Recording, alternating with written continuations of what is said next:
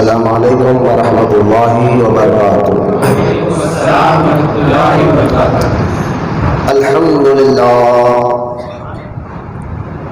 الحمد للہ رب العالمین، والصلاة والسلام علی سید المرسلین وعلى آلہ وأصحابہ اجمعین، اما بعد، وقال اللہ تعالی في القرآن المجید: فأعوذ باللہ من الشیطان الرجیم، بسم اللہ الرحمن الرحیم،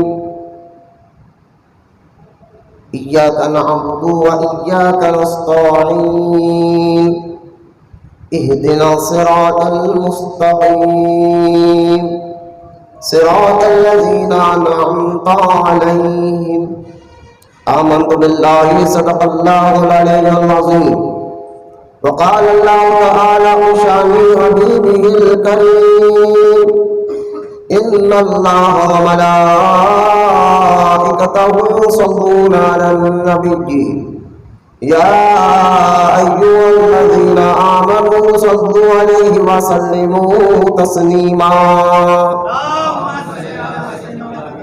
اللهم صل على سيدنا ومولانا محمد معدن الجود والكرم وعلى آله وبارك وسلم صلاة وسلام عليك يا سيدي يا حبيبي يا رسول الله صلى الله تعالى عليه وآله وصحبه وسلم، اما بعد۔ میں تمام مرید اور متقین کو جو خانقاہ محبوب اولیاء میں آنے والے تمام کو میں دل کی گہرائیوں سے مبارکبادی پیش کرتا ہوں اور دعا کرتا ہوں حضور سیدنا نظام الدین محبوب الہی رحمۃ اللہ تعالیٰ علیہ کا عرس مبارک پر جو اللہ تعالیٰ کی رحمتوں اور برکتوں کی بارش ہوئی، اس میں سے خطرہ ہم گنہگاروں پر بھی ڈالے، اور اللہ تعالیٰ حضور نظام الدین اولیاء رحمۃ اللہ تعالیٰ علیہ کے صدقے و فعل میں ہم سب کے جائز تمناؤں کو پورا فرمائے، ہمارے مشکلوں کو ختم فرمائے، مصیبتوں کو آسان فرمائے۔ اللہ تعالیٰ نظام الدین اولیاء کا دامت انہیں دنیا میں عطا فرمایا، قبر آخرت میں بھی ساتھ عطا فرمائے، آمین۔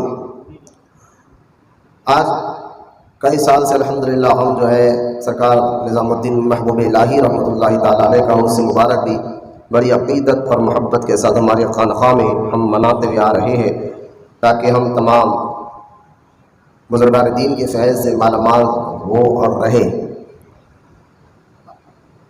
آج میں زیادہ تمہید نہیں مانگتے ہوئے گزشتہ رہی ہے کہ تمہید بہت زیادہ نہیں کرتے ہوئے ڈائریکٹ میں قرآن کی جو آیت میں نے پڑھی ہے اس کے متعلق کچھ باتیں عرض کرتے ہوئے پھر میں آپ کو سرکار نظام الدین محبوب الہی رحمۃ اللہ تعالیٰ علیہ کی بارگاہ میں پہنچانے کی کوشش کرتا ہوں۔ اور یہ آیت جو میں نے پڑھی ہے یہ سب کو معلوم ہے سورہ فاتحہ ہے، اور بزرگان دین فرماتے ہیں اگر پورا قرآن سمجھنا ہے کہ 30 پاروں میں کیا کیا احکام ہے، کیا کیا اللہ اس کے رسول تعالیٰ نے حضور کے ذریعے کیا کیا احکام بیان کیے ہیں، اگر ان تمام باتوں کو سمجھنا ہے آسان لفظوں میں تو وہ سورہ فاتحہ کو سمجھیں۔ سورہ فاتحہ میں توحید بھی ملے گی، سورہ فاتحہ میں رسالت کا ذکر بھی ملے گا، سورہ فاتحہ میں جنت اور دوزخ کا بھی ذکر ملے گا، سورہ فاتحہ میں فرشتوں کا بھی ذکر ملے گا، سورہ فاتحہ میں قیامت کا بھی ذکر ملے گا، سورہ فاتحہ میں اللہ کے محبوبوں کا بھی ذکر ملے گا، سورہ فاتحہ میں اللہ کے نافرمان بندوں کا بھی ذکر ملے گا، بلکہ اگر آسان لفظوں میں یہ سمجھائے کہ سورہ فاتحہ میں وسیلے کا بھی ذکر موجود ہے۔ ہاں، وسیلہ بھی سورہ فاتحہ میں موجود ہے۔ آپ کو پورے قرآن میں اور بھی آیتیں موجود ہیں وسیلے کے متعلق، جو میں نے جمعہ میں بیان کیا تھا وسیلے کے متعلق، لیکن آج میں اس کو دہرانا نہیں چاہتا، بس آپ کو اشارہ دے رہا ہوں کہ سورہ فاتحہ میں وسیلے کا ذکر کہا ہے، تو یہ جو آیت مبارکہ ہے جس میں اللہ تعالیٰ نے ہمیں دعا کرنے کا حکم دیا، یہ وسیلہ ہے، جس میں اللہ سورہ فاتحہ میں جو یہ اللہ پاک نے دعا کرنے کا حکم دیتے ہوئے فرمایا نا کہ اہدنا الصراط المستقیم، اے اللہ چلا سیدھا راستہ، تو تو سیدھا راستہ چلنا کیسا ہے، اللہ رب تک پہنچنا کیسا ہے، تو اللہ تعالیٰ نے ذریعہ بتایا، صراط الذین انعمت علیہم۔ اگر آپ سمجھے تو بات سمجھ میں آ جائے گی کہ یہ وہ ان کے راستے پر چل جن پر میرا انعام ہوا ہے، جن پر میں نے احسان کیا ہے۔ تو یہ آیت مبارکہ وسیلہ ہے، جو اللہ خود حکم دے رہا ہے مجھ تک پہنچنا ہے تو میرے محبوبوں کے ساتھ ہو جاؤ، اور ان کے ذریعے سے مجھ تک پہنچ سکتے ہو۔ تو سورہ فاتحہ میں وسیلے کا بھی ذکر موجود ہے۔ ایاک نعبد و ایاک نستعین میں جو یہ آیت مبارکہ ہے، جس میں اللہ فرماتا ہے کہ میری ہی عبادت کرو اور مجھ سے ہی مدد مانگو۔ تو ہم بھی نماز میں کہتے ہیں اللہ تیری ہی عبادت کرتے ہیں، تجھ سے ہی مدد مانگتے ہیں۔ تو بداخطاب وہابی جو ہے اس آیت کو لے کر کہتے ہیں کہ دیکھو کہ خود اللہ تعالیٰ کہتا ہے تمہارا نماز میں پڑھتے ہو ایاک نعبد و ایاک نستعین، اللہ سے مدد مانگو اور اللہ کی عبادت کرو، پھر تم غوث اعظم سے بھی مدد مانگ لیتے ہو، غریب نواز سے بھی مدد مانگ لیتے ہو، ان بزرگان دین سے بھی مدد مانگ لیتے ہو۔ یہی تمہارا شرک ہے کہ مدد صرف اللہ سے مانگنا چاہیے، غیر اللہ سے مدد مانگو تو شرک ہو جائے گا، گناہ ہو جائے گا۔ تو یہاں میں آپ کو جواب دینا یہ چاہتا ہوں ان وہابیوں بدعقیدوں کو بھی کہ اگر چلیے اس آیت قرآن کی اس بات کو مان لے، ایاک نعبد و ایاک نستعین، کہ اللہ کی عبادت کرو، اللہ ہی سے مدد مانگو، تو پھر قرآن میں اور بھی ایسی آیتیں ہیں جس میں اللہ تعالیٰ نے نماز سے بھی مدد مانگنے کا حکم دیا، جس میں اللہ تعالیٰ نے حضرت عیسیٰ علیہ السلام کا ذکر فرماتے ہیں۔ سورہ آل عمران میں اللہ پاک نے فرمایا کہ عیسیٰ علیہ السلام نے کہا تھا کون ہے جو اللہ کی راہ میں میری مدد کو آگے بڑھے۔ آپ بتائیں کیا نبی کو توحید نہیں معلوم ہوتی؟ بالکل یقیناً وہ توحید بتاتا ہی نبی ہے آ کر۔ تو پھر حضرت عیسیٰ علیہ السلام کا پھر ذکر کیوں کیا؟ اللہ تعالیٰ تو یہ کہنا چاہیے عیسیٰ یہ کیا کر رہے ہو، مدد کے لیے لوگوں کو کیوں بلاتے ہو، مدد کے لیے میں کافی ہوں۔ تو یہ بات مطلب اگر اس آیت کو مانے تو پھر یہ آیتوں کا کیا کریں گے جو دوسری آیتوں میں اللہ تعالیٰ نے یہ بھی فرمایا کہ اے ایمان والو نیکی کے کام میں ایک دوسرے کی مدد کرتے رہو۔ تو پھر یہ آیتیں کہاں جائیں گی؟ تو آپ کو اس کی تفصیل کرنی پڑے گی، شرح کرنی پڑے گی، اس کی تفسیر میں جانا پڑے گا، تب آپ کو پتہ چلے گا کہ اصل میں اللہ تعالیٰ جو یہ کہہ رہا ہے ایاک نعبد و ایاک نستعین، میری عبادت کو مجھ سے مدد مانگو، تو حقیقی طور پر مدد اللہ ہی کرتا ہے، لیکن اللہ تعالیٰ ذریعے بنا دیتا ہے مدد کرنے کے۔ یہ آسان، اور اس پر میں نے کئی بار بیان کیا، لیکن یہ آیت کی تفسیر شاہ عبدالعزیز محدث دہلوی رحمۃ اللہ تعالیٰ علیہ، جن کو سنی بھی جنتی مانتا ہے، وہابی بھی جنتی مانتا ہے، شاہ عبدالعزیز محدث دہلوی رحمۃ اللہ تعالیٰ علیہ، ان کی کتاب ہے تفسیر عزیزیہ۔ اور تفسیر عزیزیہ وہ مبارک کتاب ہے جس میں آپ شاہ عبدالعزیز محدث دہلوی نے قرآن کے بالکل یوں سمجھے کہ 6 یا 7 پاروں کی تفسیر کی ہے، پورا قرآن کی تفسیر نہیں کی۔ اس میں پہلے پارے کی تفسیر ہے، تو پھر دوسرے پارے کی، پھر یا آخری کے پاروں کی تفسیر ہے پورے قرآن کے لیے، شاہ عبدالعزیز محدث دہلوی۔ تو آپ شاہ عبدالعزیز محدث دہلوی، جن کو وہابی بھی جنتی کہتا ہے، ان کی تفسیر عزیزیہ میں ایاک نعبد و ایاک نستعین پر بات کرتے فرماتے ہیں کہ اللہ ہی سے مدد مانگو۔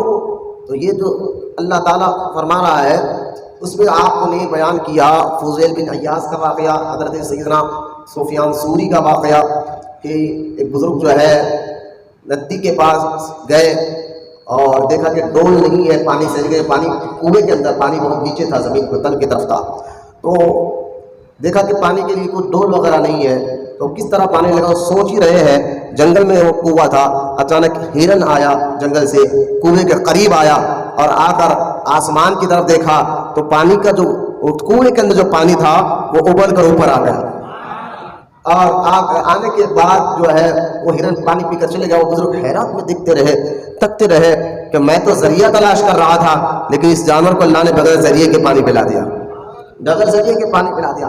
تو میں نے جمعہ میں بھی بیان کیا تھا کہ اللہ ذریعے کا محتاج نہیں ہے، ذریعے کے ہم محتاج ہے، اللہ ذریعے سے بھی پاک ہے، لیکن دیتا ہی اللہ ذریعے سے ہے، اس کی مرضی ہے۔ اب یہ بات اس واقعے کو بتانا ہی میں یہ چاہ رہا ہوں کہ ان بزرگ نے کہا یا اللہ یہ مجھ سے بہتر توحید جانتا ہے کہ میں تو ذریعے کو تلاش کرتا رہا اور یہ تیرے بھروسے پر پانی پیا۔ تو یہ یقین جب اللہ پر ذرا اعلیٰ ہو جائے، پختہ مضبوط ہو جائے، تو پھر اللہ پاک ایسے سینوں کو بھی بنا دیتا ہے جو ڈائریکٹ ان کی مدد فرماتا ہے۔ ان سینوں کو انبیاء کہتے ہیں اور ان کو اولیاء کہتے ہیں، لیکن یہ ہمارے اور آپ کے عام مسلمان کے بس کی بات نہیں ہے۔ یہ ولیوں کو اللہ پاک جو ہے کچھ حکمتیں ہوتی ہے، کچھ وجوہات ہوتی ہے اور کچھ ایسا سبق اللہ دینا چاہتا ہے جو ایک ذریعہ بنا دیتا ہے، اور ذریعہ بنا کر اس مقام تک جہاں اللہ ان کو پہنچانا چاہتا ہے، کچھ سمجھ تک جہاں تک اللہ ان کو سمجھانا چاہتا ہے، کچھ ایک واقعے کے ذریعے سمجھا دیتا ہے۔ اصل ذریعہ اولیاء کے یوں سمجھیے کہ بزرگان دین کے لیے ایک رہبری ہوتی ہے، ایسے واقعات یہ ہر ایک عام بندوں کے ساتھ نہیں ہوتے۔ عام بندہ اگر جا کر ٹھہر جائے پانی کے لیے ذریعہ تلاش کرے تو اس کے سامنے ہرن نہیں آتی، اس کے سامنے ہرن نہیں آتی کہ آگے آپ کو یہ کر کے بتاؤ، وہ ولی تھے اللہ کے، تو ان کا مقام اور ہے، ہمارا مقام اور ہوتا ہے۔ تو وہ توحید کے کچھ ایسے باتیں ہوتی ہیں جن کو اللہ تعالیٰ ولیوں کو ایک الگ ذریعے سے سمجھا دیتا ہے۔ تو خیر پھر یہ واقعہ سنانے کے بعد شاہ عبدالعزیز محدث دہلوی رحمۃ اللہ تعالیٰ علیہ فرماتے ہیں کہ سنو، اس کا مطلب یہ نہیں ہے کہ اللہ تعالیٰ ذریعے کے بارگاہ میں جاؤ، ایسا نہیں ہے، بلکہ آپ فرماتے ہیں حقیقی طور پر مدد اللہ ہی کرتا ہے۔ یہی شاہ عبدالعزیز محدث دہلوی ایاک نعبد و ایاک نستعین کی تفسیر کرتے فرماتے ہیں کہ سنو، حقیقی طور پر مدد اللہ ہی کرتا ہے، لیکن اس کی عطا سے بزرگان دین بھی ذریعہ بنتے ہیں، اور وہ بھی اللہ کی دی ہوئی طاقت سے لوگوں کی مدد کرتے ہیں، تو ان سے مدد مانگنا بھی جائز ہے۔ تو لہذا اور اس کو اور آسان کر کر پیر مہر علی شاہ نے بہت پیارے طریقے سے سمجھایا ہے، سید پیر مہر علی شاہ نے رحمۃ اللہ تعالیٰ علیہ، کہ اللہ ذریعے کا محتاج نہیں، ذریعے کے ہم محتاج ہیں۔ تو لہٰذا پیر مہر علی شاہ کے پاس ایک آج شخص آ کر کہتا ہے کہ حضور آپ غوث اعظم سے بھی مدد مانگتے ہیں؟ آپ نے فرمایا ہاں۔ کہ حضور کیا آپ اللہ سے بھی مدد مانگتے ہیں؟ آپ نے فرمایا ہاں۔ کہ یہ کیسے ہو سکتا ہے؟ آپ اللہ سے بھی مدد مانگتے ہیں اور غوث اعظم سے بھی مدد مانگتے ہیں، یہ کیسے ہو سکتا ہے؟ تو آپ نے فرمایا مہر علی شاہ نے کہ ایک کام کر، تجھے پیاس لگی پانی پلاؤ؟ اس نے کہا ہاں مجھے پیاس لگی، پانی دے دیجئے۔ تو آپ نے ایک گلاس پانی مانگا کر دیا، آپ فرمایا اس کو پی لے، اس نے پیا۔ اب پینے کے بعد مہر علی شاہ نے یوں سمجھیے کہ آج جو باتیں مناظرے میں ہیں، مناظرہ کرنے تیار ہو جاتے ہیں، بزرگان دین ان باتوں کو چٹکیوں میں سمجھایا کرتے تھے، آج وہ موضوع مناظرے کے لیے بن گیا ہے۔ پیر مہر علی شاہ رحمۃ اللہ تعالیٰ علیہ نے اس شخص کو کہا تو نے پانی پیا؟ کہا پیاس بجھ گئی؟ کہا ہاں بجھ گئی۔ اب یہ بتا پیاس بجھایا کس نے ہے؟ بجھایا کس نے ہے؟ اس نے کہا پانی نے۔ پانی پیا پیاس بجھ گئی۔ تو آپ نے فرمایا جب پانی نے پیاس بجھا تو اللہ کیا؟ اس نے کہا نہیں اللہ نے پیاس بجھائی، ٹھیک ہے اللہ نے پیاس بجھائی تو پھر پانی نے کیا کیا؟ تو حضور آپ بتائیں، میں سمجھا نہیں۔ فرما دیکھ پیاس حقیقت میں اللہ ہی بجھاتا ہے، ذریعہ پانی کو بنا دیتا ہے۔ تو جو ذریعہ ہے وہ خدا نہیں، جو ذریعہ ہے وہ خدا نہیں، اور خدا ذریعہ بنتا نہیں، خدا ذریعے سے پاک ہے اللہ تعالیٰ۔ تو جو ذریعہ ہے وہ خدا نہیں بنتا، اور جو خدا ہے وہ ذریعہ نہیں بنتا۔ ہم بزرگان دین کو ذریعہ مانتے، خدا نہیں مانتے۔ ہم بزرگان دین کو ذریعہ مانتے ہیں، خدا نہیں مانتے، اور خدا ذریعہ نہیں بنتا، ذریعہ خدا نہیں بنتا۔ تو لہٰذا بس یوں مہر علی شاہ نے سمجھانے کا مقصد یہ تھا کہ بارش اللہ برساتا ہے، ذریعہ ابر کو بنا دیتا ہے، پیاس اللہ مٹاتا ہے، ذریعہ پانی کو بنا دیتا ہے، بھوک اللہ مٹاتا ہے، ذریعہ روٹی اور چاول کو بنا دیتا ہے۔ بس اسی طرح ذریعہ جو ہے غوث و خواجہ اولیاء اکرام بنتے ہیں، اور حقیقت میں مدد اللہ ہی کر دیتا ہے۔ خیر اس پر کئی بار ہم نے تقریر یہاں پر کی ہے اور کر رہے ہیں، اب یہاں میں زیادہ دینے دیتا ہوں۔ ایاک نعبد و ایاک نستعین کی ایک تفسیر میں نے آپ کے سامنے، یہ سنانا مقصد تھا، میں نے آپ کے سامنے سنا دیا۔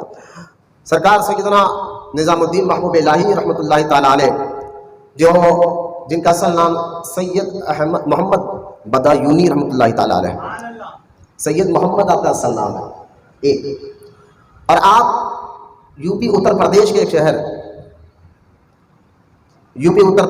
شہر بدایونی میں پیدا ہوا۔ ابھی اس وقت یہ شہر ابھی بھی یو پی میں ہی آتا ہے، اتر پردیش میں بدایونی۔ میرے پر توجہ دیجیے، ایک ایک لفظ، اور میری طرف دیکھ، میں چہرے آپ سب کے دیکھ رہا ہوں، پھر میں نام لے کر بولوں گا اچھی بات نہیں، میری طرف دیکھیے۔ بدایونی جو ہے اس وقت بھی اتر پردیش کا ایک شہر ہے، اور اس شہر میں حضرت سرکار نظام الدین اولیاء کے والد اور نانا اسی شہر میں آ کر، حالانکہ آپ کے والد اور نانا یعنی آپ کے دادا اور آپ کے نانا جو ہے بخارا کے رہنے والے سادات تھے۔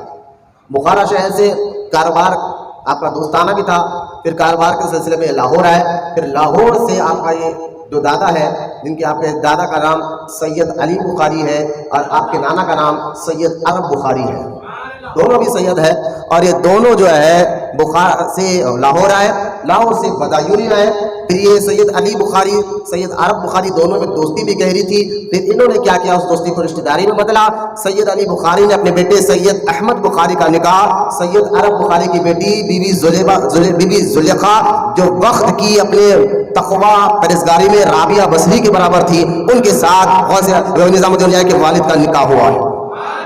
آپ کی والدہ بڑی دیکھتی, میں بھی آگے بتاؤں, بڑی زلیخا بھی, سیدہ زلیخا بھی. ایک تو یہ, اور نکاح ہونے کے بعد حضرت نظام الدین اولیاء 745 ہجری میں بدایونی میں پیدا ہوئے.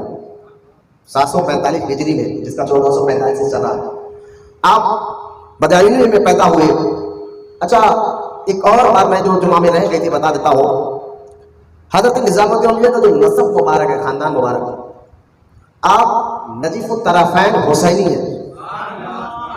والد کی طرف سے بھی حسینی ہے اور والدہ کی طرف سے بھی حسینی ہے.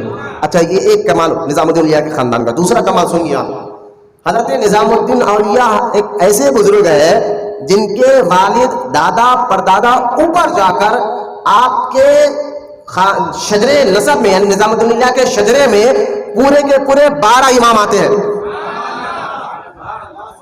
یہ بھی آپ نے سمجھے, جتنے بزرگان دین ہیں کسی امام کے بعد, جیسا کہ امام موسیٰ کاظم ہے, امام موسیٰ کاظم کے امام جعفر صادق ہے. امام جعفر صادق کے 2 بیٹے بڑے مشہور ہیں, ایک حضرت موسیٰ کاظم اور حضرت ابراہیم, لیکن ان دونوں میں رتبہ موسیٰ کاظم کا زیادہ تھا, دونوں بیٹوں میں. تو کسی جیسے کہ مخدوم سمنانی میں جہانگیر اشرف سمنانی کا شجرا حضرت ابراہیم سے ملتا ہے, تو موسیٰ کاظم جو سیدنا موسیٰ کاظم رضی اللہ تعالیٰ عنہ ہے, یہ امام جعفر صادق کے ہی بیٹے ہیں, لیکن رتبے میں بڑے ہیں, درجات میں بڑے ہیں.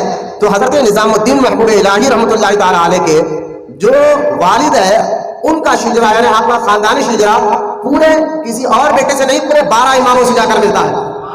اگر اوپر سے آئے امام زین العابدین, امام حسین کے بیٹے امام زین العابدین, ان کے بیٹے امام محمد بن باقر, پھر ان کے بیٹے حضرت امام جعفر صادق, پھر ان کے بیٹے امام موسیٰ کاظم, پھر ان کے بیٹے امام علی رضا, پھر ان کے بیٹے امام تقی رضا, پھر ان کے بیٹے امام نقی رضا, پھر ان کے بیٹا امام حسن عسکری سے جا کر نظام الدین اولیاء کا شجرا ملتا ہے. یہ بھی آپ کی ایک خصوصیت میں آپ کے سامنے رکھنا چاہتا تھا. آپ کے والد نظام الدین اولیاء کے والد سید احمد بخاری جو ہے بدایون شہر کے بہت بڑے قاضی اور قضات تھے, قاضی تھے, جج تھے. اور آپ ایسے جج تھے, اس پر بھی میں نے جمعہ میں بہت زیادہ تقریر کی ہے, پھر میں نے کہا جو باتیں نہیں کی وہ آپ کے سامنے رکھوں گا. حضرت محبوب الہی رحمۃ اللہ تعالیٰ علیہ کی عمر مبارک 5 یا 6 سال کی تھی, کیونکہ ابتدائی تعلیم نظام الدین اولیاء, میں اصل نام سید محمد ہے, ٹائٹل نظام الدین ہے, لیکن لوگوں کو اس نام سے زیادہ پہچانتے سمجھتے ہیں, اس لیے بار بار میں اصل نام ہے سید نظام محمد نام نہیں بلکہ نظام الدین کہہ رہا ہوں تاکہ آپ کو سمجھنے میں آسانی ہو جائے. حضرت نظام الدین اولیاء رحمۃ اللہ تعالیٰ علیہ کی عمر 5 سال کی تھی, کیونکہ ابتدائی تعلیم آپ اپنے والد سے پڑھیں, کیونکہ آپ کے والد قاضی و قضا تھے. بدایون شہر میں آپ جیسا کوئی عالم نہیں تھا, اس لیے تو بادشاہ نے آپ کو بدایونی کا قاضی جج بنایا تھا. قاضی آج کا قاضی نہیں جو نکاح پڑھاتا ہے, بلکہ وہ قاضی ہوتا ہے جو حکومت کے مسئلے میں جج ہوتا ہے, اور وہ جو فیصلہ کرتا ہے مجرم کو اس فیصلے کے تحت سزا دی جاتی ہے. اور آپ کے جو والد محترم تھے فیصلہ کرنے میں کسی سے ڈرتے نہیں تھے. اگر مجرم حکومت کا کارکندہ بھی ہو, یعنی حکومت کا بھی آدمی ہو, اگر غلط اور ثبوت مل جائے تو آپ اس کے خلاف بھی فیصلہ سنا دیا کرتے تھے. وہ دور وہ آپ نہ رشوت دیا کرتے تھے, ایسا نہیں کہ آج غریب کو اور دیکھا جائے اور امیر کا فیصلہ اور ہوتا ہے, لیکن آپ کا جو نظام الدین اولیاء کے والد تھے ایسے قاضی تھے کہ رشوت سے پاک, کیونکہ بزرگان دین بڑے متقی اور پرہیزگار ہوتے ہیں, یہ تو آپ کو معلوم ہی ہے. حضرت سید احمد بخاری جو نظام الدین اولیاء کے والد محترم ہے, آپ جب نظام الدین اولیاء 5 سال کی عمر مبارک میں تھے آپ کے والد کا انتقال ہو گیا. اس کے بعد آپ کی والدہ نے آپ کو بڑی محنت اور مشاعر آنے کہ آپ کا ننیال ہے, نظام الدین کے جو ننیال تھے آپ کے سگے ماموں نانا اپنے وقت کے بڑے تاجر بھی تھے اور پیسے والے شخص بھی تھے, لیکن آپ کی ماں جو وقت کی رابعہ بصریہ تھی تقوی پرہیزگاری میں, آپ نے نہ اپنے والد سے مدد مانگی شوہر کے انتقال کے بعد, نہ اپنے بھائیوں سے مدد مانگی, بلکہ خود حضرت نظام الدین اولیاء کی ماں نے تاگا بون کر, اس دور میں سوت کاٹنا تاگا بونا جاتا تھا, جس کو کپڑا بنا کر اس کپڑے کو مارکیٹ میں بیچ کر پھر جو اجرت آتی اسے لوگ گھر چلاتے تھے, یہ کام نظام الدین اولیاء کی ماں محترمہ کیا کرتی تھی. سوت کاٹنا, تاگا بون کر کپڑے بنانا, یہ کام کیا کرتی تھی. اب جیسا آپ کے نظام الدین اولیاء کے والد کا انتقال ہو گیا تو 4 جنوں کی ذمہ داری آپ کی ماں پر آگے جن کا پیٹ پالنا ہے. 4 جن کون تھے؟ ایک تو خود آپ کی ماں، دوسری نظام الدین اولیاء، تیسری نظام الدین کی ایک بہن تھی، اور چوتھی ایک خادمہ تھی. یہ چاروں کی ذمہ داری آپ کی ماں پر آئی اور آپ نے اس کو بخوبی نبھایا. نظام الدین اولیاء کو پڑی میں رکاوٹ نہیں کی، بلکہ آپ نے اسی بدایون شہر کے علاقے کے بزرگ اور عالم دین جن کا نام مولانا علاء الدین اصولی رحمۃ اللہ تعالیٰ علیہ تھا، ان کے مدرسے میں داخلہ فرمایا. نظام الدین اولیاء فرماتے ہیں یہ جو میرے استاد تھے مولانا علاء الدین اصولی رحمۃ اللہ تعالیٰ علیہ، ایسا ان کی کرامت، اتنے متقی، ایسے پرہیزگار تھے، جو شخص بھی ان کے مدرسے میں آتا اور ایک سورہ پڑھ لیتا، قرآن کا کوئی بھی ایک آیت یا ایک سورہ پڑھ لیتا، تو اللہ تعالیٰ اس کے دل دماغ کو روشن کر دیتا. جو ان کے پاس ایک سورہ پڑھ لیتا اس کو پورا کا پورا قرآن حفظ ہو جایا کرتا تھا. ایسے متقی پرہیزگار لوگ تھے مدرسے میں پڑھانے والے. اللہ ماشاءاللہ میں ہر مدرس کی بات نہیں کروں، مدرسے پڑھانے والے جو آج زیادہ تر چندہ چور ہو چکے ہیں. الغرض حضرت مولانا علاء الدین اصولی رحمۃ اللہ تعالیٰ کے پاس داخلہ کرایا اور آپ وہاں پڑھتے رہے 9 سال کی عمر میں. حضرت نظام الدین اولیاء رحمۃ اللہ تعالیٰ علیہ فرماتے ہیں کہ میں حافظ قرآن میں بن گیا 9 سال کی عمر میں. اور دوسرا علم فقہ کی کتاب ہے خدوری، اس کو میں نے مکمل پڑھ لیا اپنے استاد کے ہاتھ کے لیے. علم فقہ میں یہ فقہ حنفی کی کتاب ہے خدوری، آج بھی ملتی ہے، خدوری اس کا نام ہے. اس سے پتہ چلا کہ نظام الدین اولیاء مسلکی اعتبار سے حنفی ہے. آپ جو ہے قدوری کو مکمل پڑھا. جب قدوری مکمل ہو گئی تو آپ کے استاد محترم مولانا جلال الدین اصولی رحمۃ اللہ تعالیٰ علیہ فرماتے ہیں کہ بیٹا نظام کہ ہمارے یہاں دستور ہے جب بچہ اس کتاب کو مکمل کر لیتا ہے تو ہم اس کے سر پر اپنے ہاتھ سے دستار باندھتے ہیں، لہٰذا تمہاری دستار بندی کی جائے گی. آپ اپنی ماں سے اجازت لے کر آئے، ماں سے کہے کہ دستار بندی کا کوئی ذریعہ بنائے. اس وقت نظام الدین اولیاء کے گھر کا حال یہ تھا، نظام الدین اولیاء خود فرماتے ہیں کہ جب استاد نے کہا کہ دستار بندی کی دعوت رکھنا چاہیے تو اس وقت میرے گھر میں ہم لوگ کبھی 3 دن تک کے فاقے رہتے. چہرے میں پانی مار کے ہمارا نیند آ رہی ہے، منہ پہ پانی مار کے تو جاؤ اٹھو. لہذا حضرت نظام الدین اولیاء رحمۃ اللہ تعالیٰ علیہ کے جو ہے نظام الدین فرماتے ہیں میری ماں کے پاس 3 دن تک کھانا کبھی نہیں ہوتا. کپڑا بکا، کپڑا تیار کرنے دیر ہوتی، کپڑا بکا نہیں بکا تو پھر کھانا آتا. اور نظام الدین فرماتے ہیں جس دن کھانا نہیں رہتا اور میں جا کر ماں سے کھانا مانگتا تو ماں کہتی تھی بیٹا نظام آج ہم اللہ کے مہمان ہیں.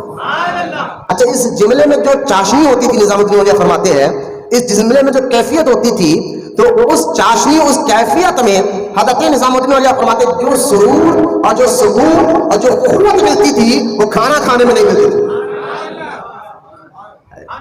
چونکہ بزرگان دن کے ایسے نظر آنے والے، ہاں ان کا عمل، ان کا تقویٰ، ان کی پرہیزگاری تکلیفوں میں پھر بھی اللہ کی رضا پر راضی رہے، تب ان کے مزارے چمک رہے ہیں، تب ان کے گنبدیں چمک رہے ہیں.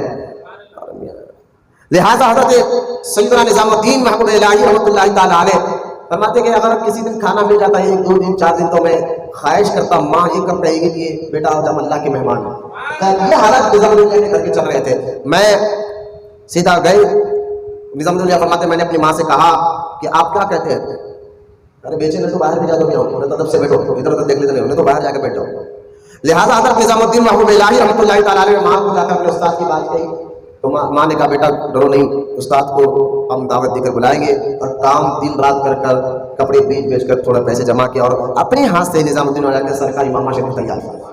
کپڑے کا دیکھیے آپ کپڑا امام شریف کے تک تیار کیا، پھر دعوت کا دن مختصر سا کھانا بنا کر رکھا گیا.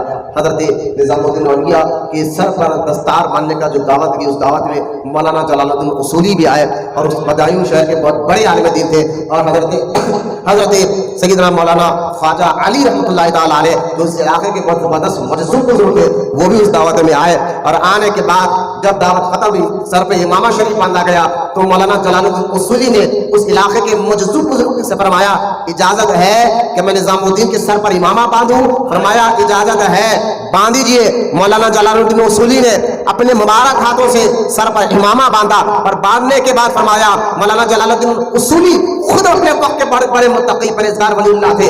آپ نے فرمایا نظام میں دیکھ رہا ہوں اس پیشانی پہ نور کو کہ آگے چل کر یہ پیشانی اچھے اچھوں کے نہیں سوائے رب کے سامنے اور نہیں جھکے گی، اور اللہ تعالیٰ اس پیشانی کو بہت بلندی اور ترقی عطا فرمائے گا، بہت بلندی عطا فرمائے گا تمہیں. حضرت نظام الدین اولیاء فرماتے 9 سال 10 سال کی عمر میں جب میں سرکار سیدنا مولانا جلال الدین اصولی رحمۃ اللہ تعالی علاء الدین اصولی کے پاس پڑھ رہا تھا، ایک قوال ہم سے ملاقات کے لیے آیا، اور اس قوال سے، اس دور کے قوال بڑے متقی پرہیزگار ہوتے تھے، بلکہ اپنے وقت کے ولی بھی گزرے میں بتاؤں گا، لہذا اس قوال نے حضرت مولانا علاء الدین اصولی سے فرمایا کہ حضور میں جو ہے ملتان گیا تھا، وہاں بابا بہاؤالدین زکریہ ملتانی سے ملاقات کیا، ان کی شان، ان کی عظمت، ان کی مریدوں کے متعلق، ان کا علم مقام، ان کا مقام و مرتبے کے متعلق کچھ باتیں عرض فرمایا۔ یہ باتیں ختم ہونے کے بعد بابا فرید فرماتے میں اپنے استاد کے پاس پڑھ ہی رہا تھا، لیکن جب بابا بہاؤالدین ملتانی کا ذکر ہوا تو میرے دل پہ خاص اثر نہیں ہوا، میں سنتا رہا، حضور کا ادب کرتا رہا دل میں، لیکن انہوں نے استاد کے فرمان اس کے بعد وہ کہاں گیا تھا، تو اس قوالے کا حضور وہاں سے میں ملتان سے پاک پٹن گیا تھا، وہاں میں نے حضرت سیدنا بابا فرید گنج شکر رحمۃ اللہ تعالی علیہ کی بارگاہ میں گیا اور وہاں جا کر سے ملاقات کی۔ حضرت نظام الدین اولیاء فرماتے جیسا میں نے بابا فرید گنج شکر کا نام سنا، دل پہ ایک عجیب سی کیفیت طاری ہو گئی، روح میں تھرتھراپن ارشاد ہو گیا، دل اور دماغ ایک کیفیت سے شمار کرنے لگا۔ اس کے بعد سے میں نے کبھی بابا نظام الدین اولیاء فرماتے ہیں ابھی میں نے بابا فرید سے ملا ہی نہیں تھا، دل ہی دل میں انہیں کو اپنا پیر سمجھنے لگا، اور یہاں تک کہ میں ان سے اتنی محبت کرتا تھا، اتنی محبت کرتا تھا، مدرسے میں پڑھنے والے میرے ساتھی اگر مجھ سے کچھ کام نکالنا چاہتے وہ کہتے نظام تجھے بابا فرید کا واسطہ ہمارا کام کر دے۔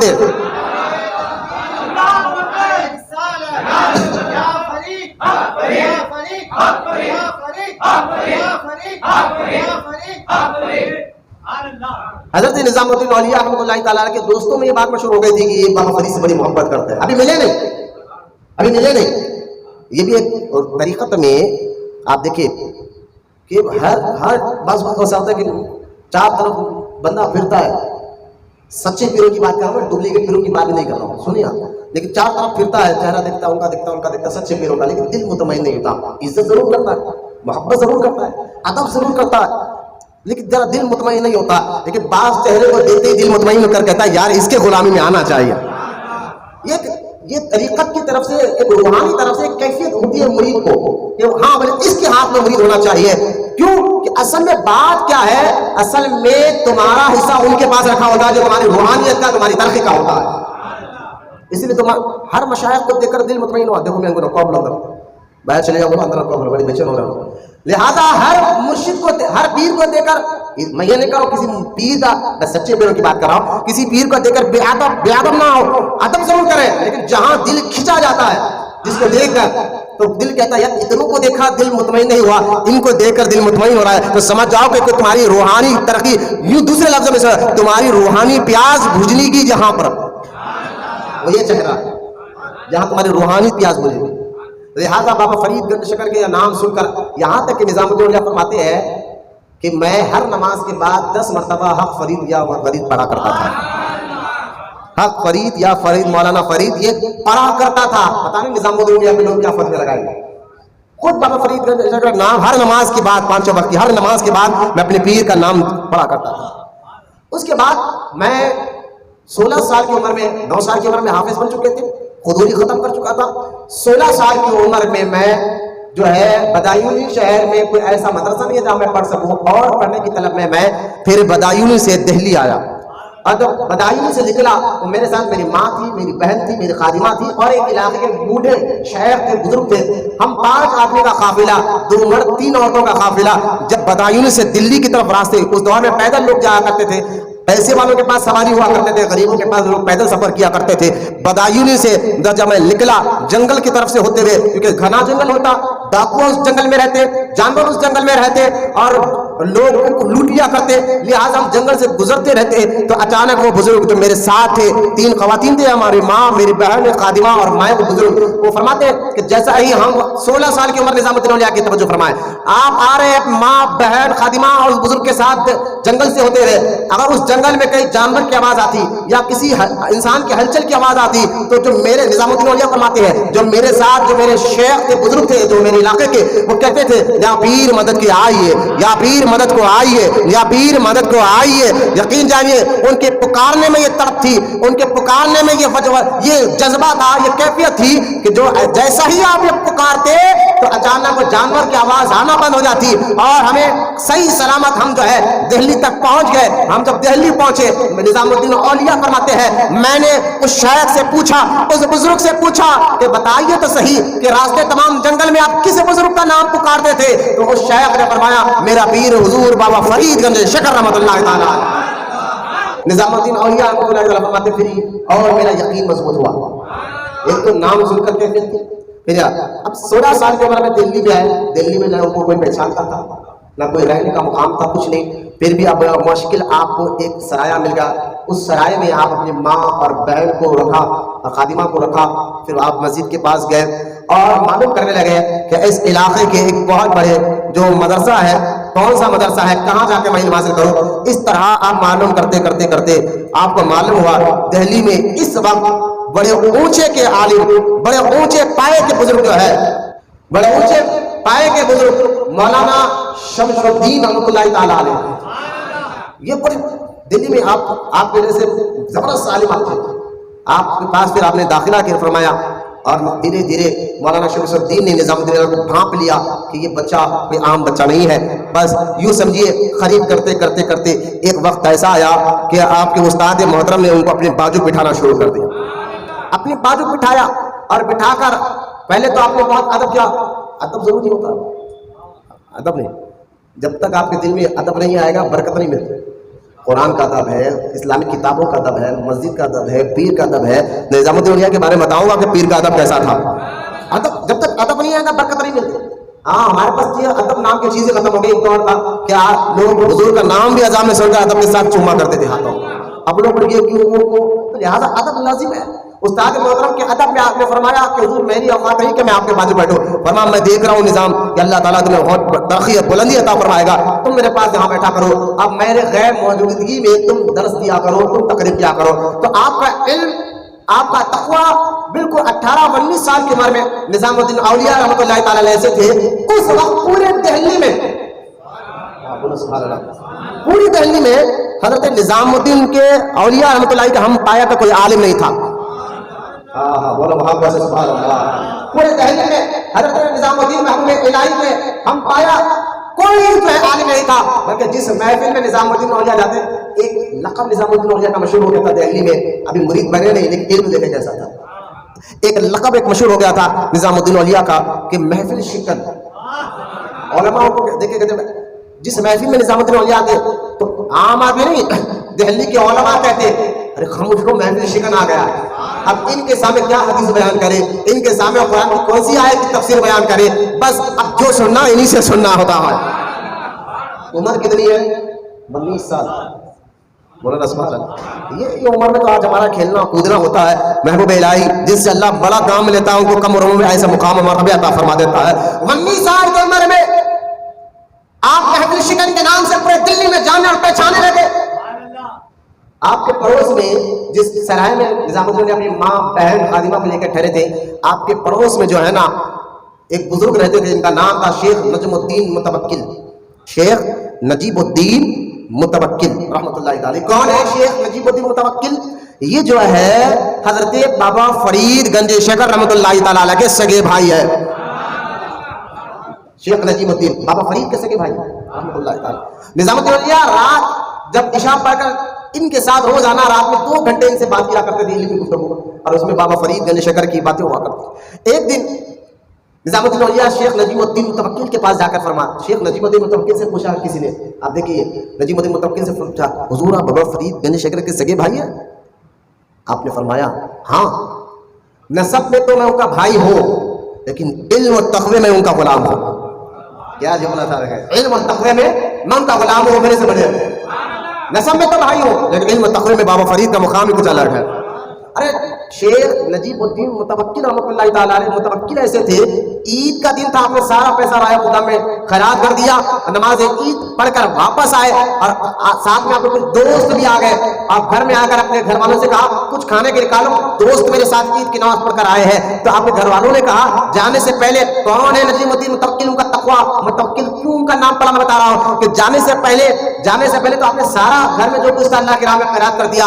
अब घर में तो कुछ है नहीं, तो आपने अपने दोस्तों को पानी पिलाकर रुखसत कर दिया और अपने घर की छत पर जाकर इबादत इलाही में मसरूफ हुए कि अचानक खिज़र अलैहिस्सलाम खाना लिए हाजिर हुए और फरमाया नजीबुद्दीन मुतवक्किल ये खाना लो, खुद भी खाओ, अपने बच्चों को भी खिलाओ। अरे तुम्हारा मुतवक्किल, तुम्हारा तकब्बुल तो ऐसा है कि आसमान में फरिश्ते तुम्हारी गुफ्तगू कर रहे हैं।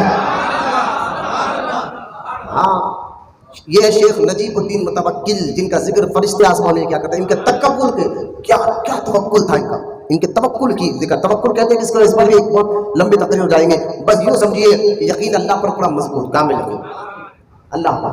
इसका मतलब है जरिया ना अपना, जरिया करो नतीजा अल्लाह पर छोड़ो। बोलना सुभान अल्लाह।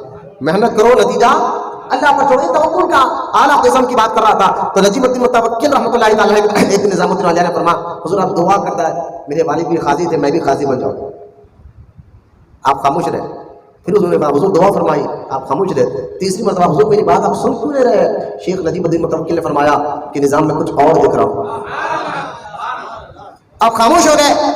जब 20 साल की उम्र मुबारक के करीब हुई, आप दिल्ली में पूरे इतने मशहूर थे निजामुद्दीन औलिया कि आपका जो है महफिल शिकन के नाम से जाना जाते।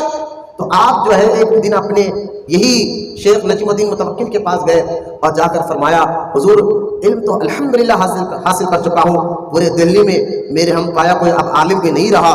जो जाता है मुझे जिक्र कहता है महफिल शिकन आ गया है, अब जो सुनना है इनसे सुनना है, जो बात करना है इनसे बात करो। लिहाजा उलमा खामोश हो जाते हैं। जब गयासुद्दीन बिलबन का दौर था, हमारे हिंदुस्तान का गयासुद्दीन बिलबन था। लिहाजा हुजूर अब फिर भी अजीब सी एक बेचैनी मेरे दिल में है। मैं इतना इल्म हासिल करने के बावजूद भी बेचैन रहता हूँ। कहीं ना कहीं मुझे महसूस हो रहा है कि कुछ तो है जो मैं मुझसे छूट रहा है, जो मैं हासिल नहीं कर पा रहा हूँ। वो क्या चीज है मुझे समझ में नहीं आ रहा है। हजरत नजीबुद्दीन मुतवक्किल जब बाबा फरीद के भाई है, फरमाया निजाम तुम्हारी ये जो प्यास जो बाकी है, ये प्यास मुकम्मल पाक पटन में होगी जो मेरे भाई बाबा फरीद गंज शकर के पास जाने के बाद। अब तो आप पूरा मुकम्मल यकीन कर लिएगा कि हाँ अब मुझे चलना चाहिए हजरत की बारगाह में बैत बनने के। बैत पहले लोग आलिम बनते थे, उसके बाद मुरीद होते थे। अब जाए आज इल्म नहीं होने की वजह से भी लोग भटकते हैं। इस पर मैंने कई बार बयान किया, लेकिन मैंने कहा ना आपको बात है। हजरत निजामुद्दीन औलिया 20 साल की उम्र में दिल्ली से पैदल पाक पटन पहुंचे। आज ये पाक पटन जो है, पाक पटन आज इस वक्त जो है पाकिस्तान में आता है, पहले वो अखंड हिंदुस्तान का एक हिस्सा होता था।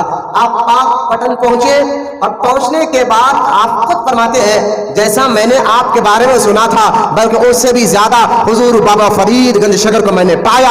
आपका मुकाम, आपका रुतबा, आपका तकवा, आपकी परहेजगारी, आपका इल्म देखकर मैंने कहा यार अब तो मंजिल में आ गया हो। और बाबा फरीद गंज शकर को देखकर हजरत निजामुद्दीन औलिया बस असीर हो गए, आपको गुलाम हो गए। हजरत बाबा फरीद ने भी उनको अपने करीब बुलाकर उसी वक्त मुरीद भी बना लिया। अच्छा, मुरीद बनाने के बाद क्या हुआ? यहाँ बहुत बड़ी बात। मुरीद बनाने के बाद खुद निजामुद्दीन औलिया फरमाते कि मैंने अपने पीर से फिर यूसुफ की तफसीरें पढ़ी। बोलो ना सुभान अल्लाह। जबकि पूरा कुरान पढ़े, आप जैसा आलिम कोई नहीं है, लेकिन अपने पीर के पास आकर फिर पढ़ रहे हैं। क्या सो गए आप? पीर के पास आकर फिर पढ़े, सूरह यूसुफ की तफसीर पढ़ी। और कई दिन खानखा में रहना हुआ, तो खानखा में जब मैं हुआ था तो हजरत मौलाना बदरुद्दीन इसहाक रहमतुल्लाहि ताला अलैह, नाम याद रखिए, बदरुद्दीन इसहाक। निजामुद्दीन औलिया फरमाते हैं कि मुझे मेरे पीर और मुर्शिद बाबा फरीद ने कहा कि मौलाना बदरुद्दीन इसहाक से कि तुम जाओ, जाकर इनको खानखा में वहां सुनाओ, एक तख्त डाल। आपको ये तख्त बिछाया गया निजामुद्दीन औलिया के लिए, और तख्त पर कहा कि आप यहाँ आराम करिए। निजामुद्दीन औलिया फरमाते जिस खानखा के जिस हिस्से में मैं आराम करने गया तो वहाँ मुझसे बड़े उम्र के लोग भी थे और हाफिज कुरान भी थे, कई लोग थे, वो सब नीचे सो रहे थे। मेरे लिए तख्त बिछाया गया। तो मैंने कहा कि यार इतने बड़े बड़े बुजुर्ग शख्सियत, बड़े बड़े हुफ्फाज नीचे सो रहे हो, निजामुद्दीन तख्त पर सोए, ये गवारा नहीं, ये अदब के खिलाफ है। आपने कहा मैं तख्त पर नहीं सोता। खादिम ने जाकर मौलाना बदरुद्दीन इसहाक से फरमाया कि हुजूर ये निजामुद्दीन तख्त पे सोने को मना कर रहे हैं। आप आए और आकर फरमाया मौलाना क्या बात है? तो आप निजामुद्दीन औलिया ने फरमाया कि हुजूर यहाँ नीचे बड़े बड़े लोग, बड़ी उम्र के लोग सो रहे। उम्र 20 साल थी ना, بولے میرے سے بڑی عمر کے لوگ بوڑھے لوگ کیا سو رہے ہیں, حفاظ نیچے سو رہے ہیں, مجھے اچھا نہیں لگتا میں ان کے سامنے تخت پر سوؤں. تو مولانا بدر الدین اسحاق تھوڑے سے ہلکے جلال میں آ کر فرماتے ہیں, نظام ایک بات یہ بتاؤ, تم یہاں خانقاہ میں کچھ حاصل کرنے آئے ہو یا اپنی منطق یا اپنی مرضی چلانے آئے ہو؟ کہا نا نا نا, میں اپنی منطق اپنی مرضی چلانے نہیں, میں تو پیر کی مرضی پہ چلنے آیا ہوں. تو آپ نے فرمایا پیر کی مرضی ہے کہ تم تخت پہ سو تو پھر تخت پہ ہی سونا. پیر کے سامنے منطق کی باتیں نہیں کرنا ہے نا. یہ اب یہ سبق میں کہا ہے, یہ فلاں شیخ کی بات ہے. حضرت جو بولے وہ سن کے کرنا. حضرتوں کو مشورہ اگر حضرت لے رہے ہیں وہ الگ بات ہے کہ میں اس کام میں مشورہ کیا, اس کام میں مشورہ کیا. مشورہ دینا اچھی بات ہے اگر وہ اپنی طرف سے لے, اس میں شک نہیں ہے, لیکن ان کے سامنے منطق کی باتیں نہیں کرنا. وہ بولنے کے بعد آپ سے مشورہ نہیں لینا, ایسا نہیں ایسا کرنا. لہٰذا یہ بہت حکمت ہوتی ہے. کون تھے مولانا بدر الدین اسحاق؟ سنیے ان کے بارے میں. یہ بابا فرید کے داماد ہیں. مولانا سبحان اللہ, ایک بابا فرید گنج شکر کے داماد ہیں. دوسرا یہ کہ مولانا بدر الدین اسحاق رحمۃ اللہ تعالیٰ نے دہلی میں جب پورا علم دہلی میں پیدا ہوئے بڑے ہوئے, علم حاصل کر لیا, کچھ ایسی باتیں تھیں, کچھ ایسی علمی نکات آپ کو حاصل کرنا تھا جو دہلی کے علماء نے اس کا جواب نہیں دیا. تو آپ کیا کہہ رہے مولانا اسحاق بدر الدین اسحاق رحمۃ اللہ تعالیٰ علیہ, آپ نے فرمایا ٹھیک ہے, جب دہلی میں اس کا جواب نہیں ملتا میں ملک کے شام جاتا ہوں, وہاں کے علماء سے اس کا جواب لے کر آتا ہوں. کہ آپ دہلی سے لاہور گئے, لاہور میں اپنے دوستوں کے یہاں کچھ کھڑا, لوگوں کو پتا چلا کہ یہ ملک کے شام جا رہے ہیں کچھ معلومات کرنے کے لیے, جبکہ خود عالم ہے. دہلی کے علماء نے کوئی جواب نہیں دیا. لہذا مولانا بدر الدین اسحاق رحمۃ اللہ تعالیٰ نے فرمایا میں ملک شام جا رہا ہوں, وہاں جا کر وہاں کے علماء سے پوچھ کر اس مسئلے کا حل نکالوں گا. تو لوگوں نے کہا تم ملک شام جانے سے پہلے پاک پٹن کو چلے جاؤ, بابا فرید کا آستانہ وہاں پر موجود ہے. فرمایا وہ صوفی بزرگ ہے. کہا جا تو صحیح. مولانا بدر الدین اسحاق فرماتے ہیں پہلی مرتبہ پاک پٹن بابا فرید گنج شکر کو آیا, میں نے تو اپنے علم کا اپنے سوالات پوچھے بھی نہیں تھے, بابا فرید نے چہرہ دے کر میرے کو سارے جوابات عطا فرما دیے, سارے جوابات عطا فرما دیے کہ تم یہ سوال ہے یہ جواب ہے, بلکہ اس سے جو میرے وہم و گمان سے بھی زیادہ مجھے جواب دیا. اور میں پھر یہیں کا ہو کر رہا. مولانا سبحان اللہ, یہاں تک کہ ان کا علم تقویٰ کو دے کر بابا فرید نے اپنی بیٹی کا نکاح سے کیا تھا. اور یہ ایسے یعنی کہ خادم ہیں. نظام الدین اولیاء فرماتے ہیں کہ نظام الدین اولیاء مولانا بدر الدین اسحاق کے بارے میں فرماتے ہیں خدا کی قسم بابا فرید گنج شکر کی خانقاہ کے ایسے خادم ہیں, میں نے دیکھا یہ نہ دن کو دن سمجھتے تھے خدمت پیر میں, نہ رات کو رات سمجھتے تھے, بلکہ نظام الدین اولیاء فرماتے ہیں کہ 10 آدمی کا کام تنہا بدر الدین اسحاق اپنے پیر کا کیا کرتے تھے. تب جا کے موقع ملتے بابا 10 آدمی جو پیر کی خدمت کا وہ کام, یہ نظام الدین اولیاء کہہ رہے ہیں 10 آدمی مل کر جو کام کر سکتے ہیں وہ تنہا اپنے پیر کا اکیلے مولانا بدر الدین اسحاق جو داماد بھی ہے غلام بھی ہے کیا کرتے تھے. ایک بار اپنے پیر کے شہزادوں کو لے کر کچھ جنگل کی طرف جا رہے تھے کچھ کام سے, تو پیر کے شہزادے تھے, بابا فرید کے بیٹے تھے. دونوں شہزادوں نے کہا کہ حضور ہمارے علاقے میں سید احمد ہے نا, ان کا بڑا مقام ہے. تو یہی بات ہے نا میرے لیے میرا پیر افضل. مولانا بدر الدین اسحاق نے فرمایا ہاں ہاں ان کا بڑا مقام ہے, لیکن ہمارے بابا مسعود گنج شکر بھی کوئی کم نہیں ہے, آنے کے بیٹے ہیں. ان دونوں بیٹے نے کہا نہیں نہیں ہم بابا کی بات نہیں کر رہے, ان کی بات دیکھیں, ان کا مقام ایسا. ان کے مریدوں کو ہم نے دیکھا کہ سید احمد کے مریدین جو ہے ایک شیر کو بیٹھ کر سواری کرتے ہیں اور جو ہے ہاتھ میں سانپ کو کھولنا رکھتے ہیں. یہ ان کے مریدوں کا مقام ہے, پیر کا مقام کیا ہوگا؟ حضرت مولانا بدر الدین اسحاق فرماتے ہیں شہزادو ٹھیک ہے ان کا مقام اچھا اپنی جگہ, لیکن بابا فرید بھی کمال والے ہیں. یہ کیا بات ہو ہی رہی تھی, اچانک شیر دھراتے ہوئے سامنے آ گیا. آپ کے دونوں شہزادے اوپر جھاڑ پر چڑھ گئے. حضرت مولانا بدر الدین اسحاق نے شیر کے کان کو پکڑ کے کہا ابے شہزادوں کو ڈرانے آیا ہے, آیا کیوں ہے؟ شیر کے کان کو پکڑ کر کہا تیری ہمت کیسے کہ میرے پیر کے بیٹوں کو ڈرا دے. اب یہ شہزادے حیران ہے کہ شیر نیچے منڈی ڈال کر کتے کی طرح دم ہلا رہا ہے آپ کے سامنے, اور آپ نے فرمایا جائیں یہاں سے نکلا. شہزادے ڈر رہے ہیں, وہ کتوں کی طرح وہاں سے نکل گیا. تو یہ اشارہ دے دیا جب مرید کا یہ عالم ہے تو پیر کا عالم کیا ہوگا. یہ تھے خادم مولانا بدر الدین اسحاق, خادم بھی تھے داماد بھی تھے. خانقاہ میں کس کو کتنے دن رکھنا ہے, کتنا کھانا دینا ہے, کیا ڈیوٹی دینا ہے, بابا فرید ان کے ذریعے ڈیوٹیاں لگاتے تھے. بولو ہاں اس لیے کہ نا پہلے بزرگان دین اپنے ہر مرید کو ولی بناتے تھے, پیڑ نہیں پالتے تھے, ان کو ولی بناتے تھے. ولی لہٰذا یہ آپ دیکھیں، اس لیے بابا فرید کا ہر مرید ولی، نظام الدین اولیاء کا ہر مرید ولی، بندہ نواز کا ہر مرید ولی، مرید کو ولی بنایا کرتے تھے۔ لہٰذا مولانا بدر الدین اسحاق ایسے پڑھے، انہوں نے فرمایا نظام الدین یہاں آئے نا، منطق چھوڑنا پڑے گا، اپنے رنگ نکالو، اپنا پن نکالو، جو پیر کا ہے اسی کو حکم پہ عمل کرو، تبھی کچھ ملے گا۔ حضرت نے فرمایا ہاں حضور میں آج کے یہی کروں گا۔ اب آپ جو ہے وہاں خانقاہ میں رہنے لگے، 20 سال عمر ہے، تخت پہ آ کے بچھایا گیا۔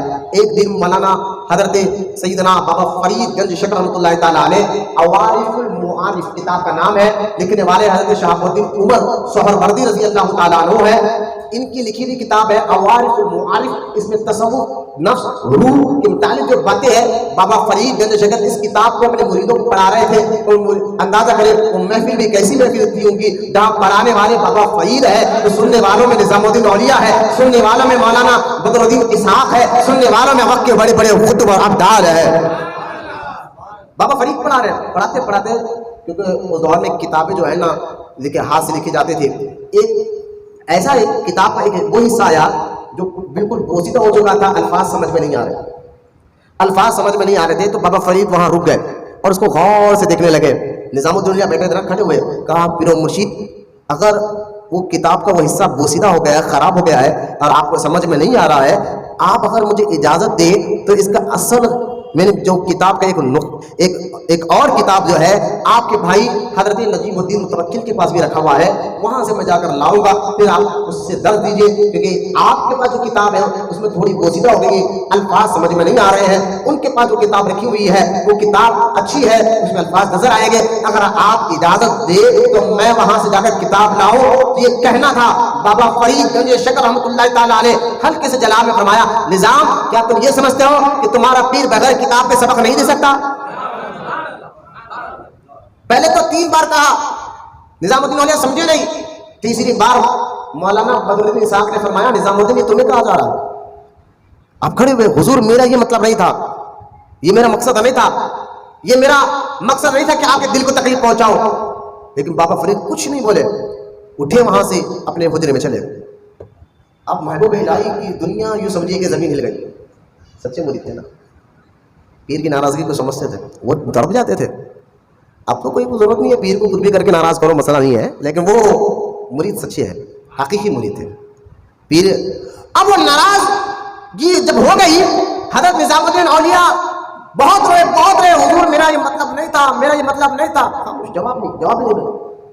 جب جواب نہیں آیا تو نظام الدین اولیاء خانقاہ میں جو صحرا میں روم میں ٹھہرے تھے وہاں پر رونے لگے، کھانا چھوڑ دیا، پینا چھوڑ دیا، یہاں تک کہ 1 دن گزرا، 2 دن گزرا، پیر کی طرف سے کوئی جواب نہیں آ رہا، 4 دن گزرا، پیر بات نہیں کر رہا، یہاں تک کہ آپ جو ہے جنگل میں جاتے سارا دن روتے رہتے۔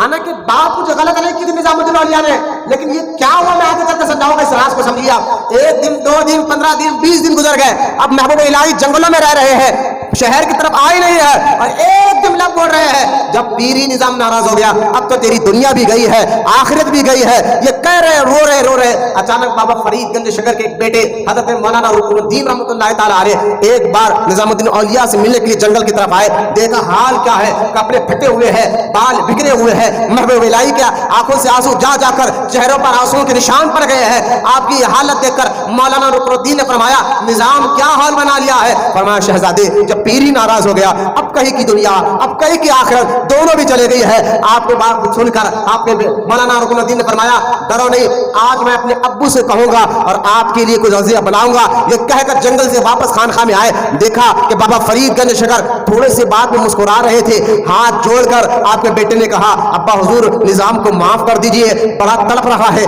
بڑا بلک رہا ہے، جنگلوں میں زندگی وقت گزار رہا ہے۔ تو بابا فرید تھوڑا سا خاموش ہو کر آواز اٹھا کر فرمایا کہ اے میرے بیٹے کیا ہمیں اس کی خبر نہیں ہے؟ ایسا مت سمجھو، ہمیں تو اس کی پوری خبر ہے، وہ کیا کھا رہا ہے، وہ کیا پی رہا ہے، وہ کیسے رہ رہا ہے، اس کی طلب کی پوری خبر ہے۔ لیکن اے میرے بیٹے ہمارا اتنے دن خاموش رہنا بھی اس کے لیے ایک حکمت تھی، اس کے لیے بھی ایک وجہ تھی، اس کے لیے بھی ایک معاملہ تھا، اصل میں خاموش ہو کر لوگوں کو اس کا مقام و مرتبہ بتانے کا تھا۔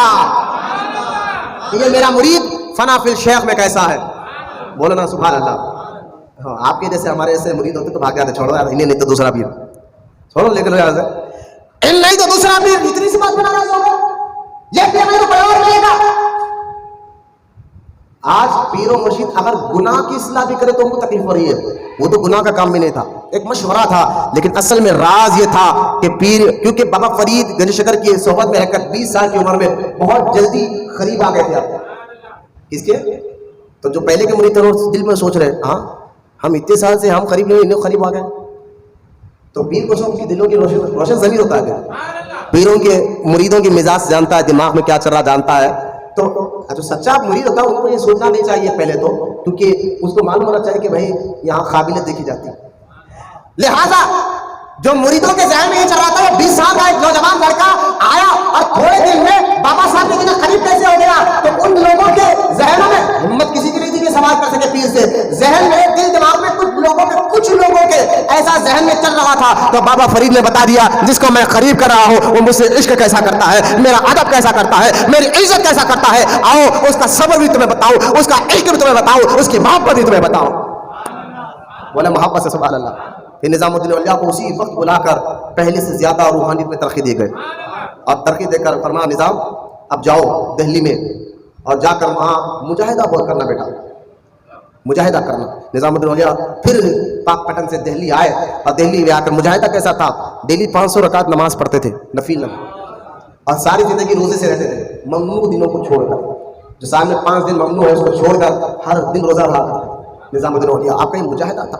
اور آپ سوکھی روٹی جو ہے نا نمک میں کے پانی میں ڈبا کر کھایا کرتے تھے. آپ پھر اچھا یہاں آئے, حالت نہیں چل رہے, کبھی ملا کھائے, نہیں ملا نہیں کھائے. اب یہاں آنے کے بعد آپ جس گھر میں تھے سرائے میں, وہ گھر کی مالک آ گئے اور آ کر فرمایا کہ ابھی کے ابھی گھر خالی کرو. نظام الدین اولیاء نے فرمایا کہ ایک دن کا وقت دو, میرے ساتھ میری بوڑھی ماں ہے, بہن ہے, خادمہ ہے. پھر آپ کے ایک پیر بھائی تھے سید محمد کرمانی رحمۃ اللہ تعالیٰ علیہ, وہ بھی پاک پٹن صاحب کے ساتھ آ گئے تھے. فرمایا کچھ تو وقت دو. لوگوں نے سمجھایا یار یہ اچھی لوگ ہیں, صوفی لوگ ہیں, جب سے یہ محلے میں ہے پورا محلوں میں ایک نور نظر آتا ہے, ان کو اتنا تکلیف نہ دو, یہ بڑے متقی پرہیزگار لوگ ہیں. لیکن گھر کے مالک نا بس خالی کرو. اور یہاں تک کہ حکومتی کارکن نہیں سمجھے گا, پولیس والوں کو بلایا اور بلا کر زبردستی کہہ کر جو ہے نظام الدین اولیاء کو گھر کو خالی کرایا گیا. آپ اپنے بہن, ماں اور خادمہ کو لے کر وہاں سے نکلے. اب پھر اچانک گھر خالی کا کمرہ نہیں ملا تو ایک مسجد میں گئے, مسجد کی سیڑھیوں پر پوری رات گزاری اپنی فیملی کو لے کر. حالانکہ وہ غیاث الدین بلبل کا دور تھا, غیاث الدین بلبل مرید تھا بابا فرید کا. اگر نظام الدین اولیاء اگر بادشاہ کو یہ بول دیتے نا کہ میں بابا فرید کا مرید ہوں تو وہ تو سخت سزا ان کو دیتا ہی دیتا, لیکن نظام الدین اولیاء کو اپنے سر پر رکھتا. لیکن آپ کی مزاج یہ رہی کہ آپ کبھی بادشاہوں تو دور کی بات ہے, جب تک آپ دہلی میں رہے کسی کو سامنے اپنے مفلسی اپنے غریبی کے بارے میں کسی کو بولتے نہیں. جب آپ مدرسے میں پڑھا رہے تھے, اپنا خود کا مدرسہ ڈال کر پڑھا رہے تھے, اور مدرسے پڑھنے والے نے دیکھا کہ 4 دن ہو گیا استاد محترم نے کچھ نہیں کھایا. محلے میں جا کر کہا کہ کیسے لوگ ہیں, تمہارے پڑوس میں مدرسہ ہے, 4 دن ہو گیا استاد کچھ نہیں کھایا. تو محلے والوں نے کھانا تیار کیا, کھانا تیار کر لایا اور لا کر حضور کھانا کھائیے. تو آپ ہاتھ دھو رہے تھے, ہاتھ دھوتے دھوتے ایک محلے والے آدمی نے کہا اللہ کا شکر ہے, اللہ اس مدرسے کے بچے کو اچھا رکھے جس نے آ کر جو ہے آپ کے بھوکے رہنے کی ہمیں اطلاع دی. نظام الدین اولیاء نے فرمایا اچھا تمہیں اطلاع غیب سے نہیں ہوئی, لوگوں نے آ کے ہمارے مدرسے کے بچے نے آ کر اطلاع دی, تم آئے. میں تو یہ سمجھ رہا تھا اللہ نے تمہارے دل میں ڈالا یہ بات تو ہمیں کھانا کھلانے آئے ہیں, لیکن میرے مدرسے کے پڑھنے والے بچے نے آ کر تمہیں اطلاع کی ہم بھوکے نہیں ہیں, ہم فقیر نہیں ہیں, جاؤ تمہارے کھانے کی ضرورت نہیں ہے. یہ مزاج نظام الدین اولیاء کی تھی. غیب سے لوگ آ کر اپنی مرضی سے بولتے, کسی کو نہیں تھے نظام الدین اولیاء, اپنی مرضی سے آ کر کوئی مدد کرتا تو اس کی مدد کو قبول فرما دیا. یہ سارا تو لہٰذا آپ کہاں بادشاہوں کے پاس جاتے جب غیروں کو اپنے آس پاس میں کسی کو نہیں بولتے تھے.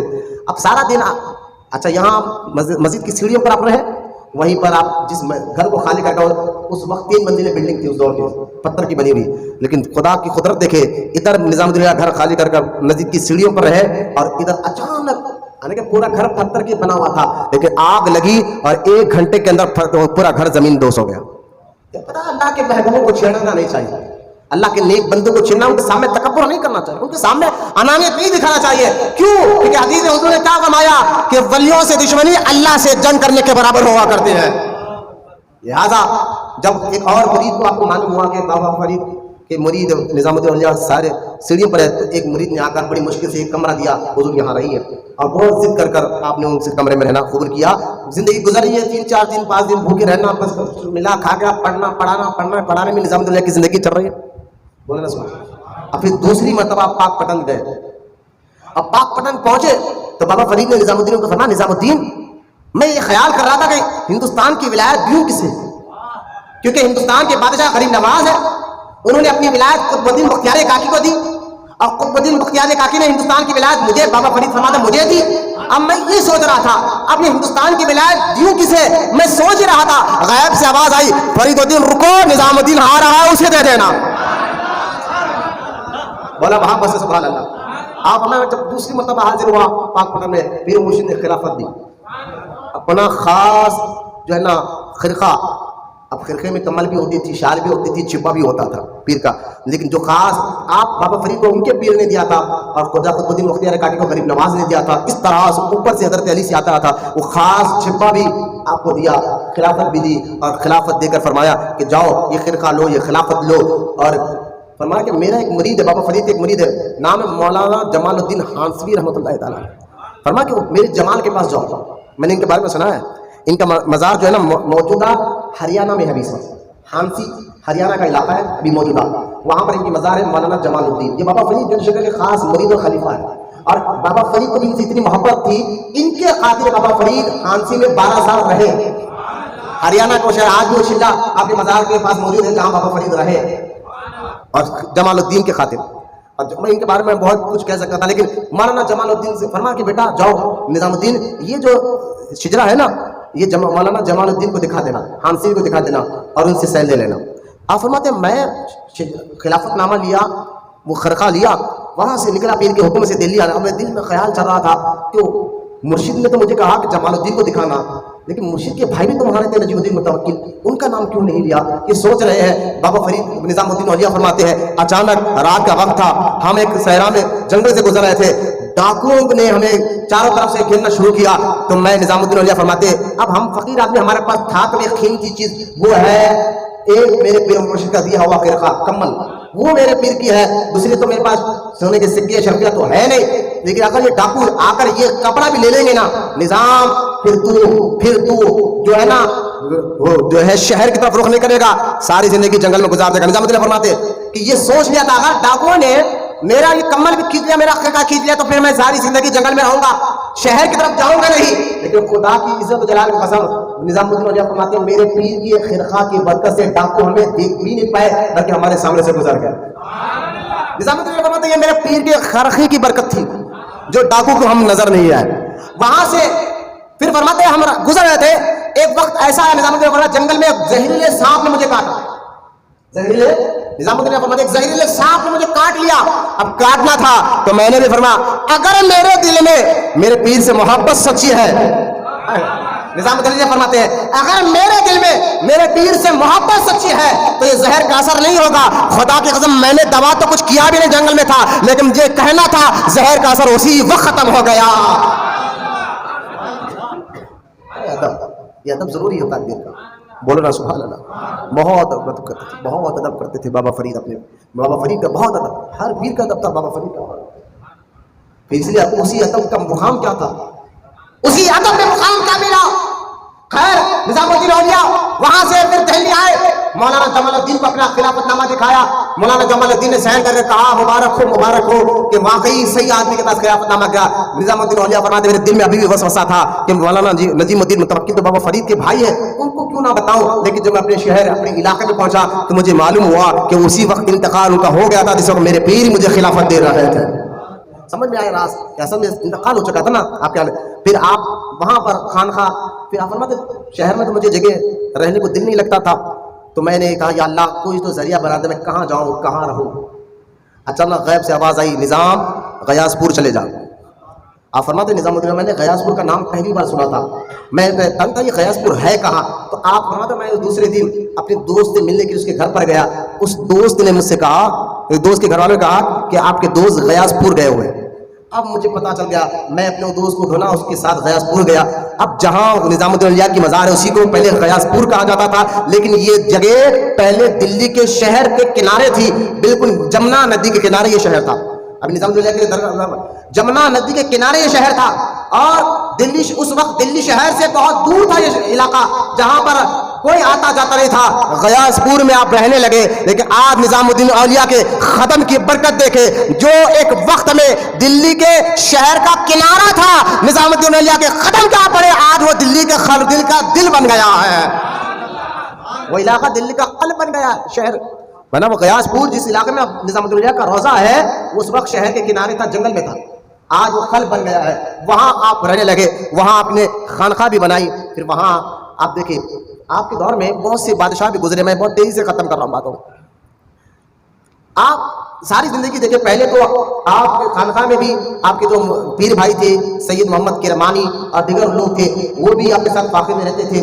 لیکن دھیرے دھیرے وقت گزرتا گیا. بس میں کیا بتاؤں, امیر خسرو کی ایک بات بتا کر میں سمجھتا ہوں آپ کے مریدوں کے, آپ کیونکہ امیر خسرو جو ہے نا نظام الدین اولیاء کے بہت چہیتے مرید تھے. امیر خسرو بہت چہیتے مرید تھے, اتنے چہیتے مرید تھے. امیر خسرو فرماتے ہیں کہ ایک دن میں اپنے مرشد سے اجازت لے کر حضرت ابو علی شاہ قلندر سے ملنے کے لیے گئے. حضرت نے فرمایا کہ جاؤ, جا کر مل کر آؤ. میں ملنے گیا. ابو علی شاہ قلندر اس وقت پنجاب کے علاقے میں ان کا مزار شریف ملتا ابھی بھی ہے. یہ ابو علی شاہ قلندر جو ہے نا نظام الدین اولیاء کے دور کے ولی ہے.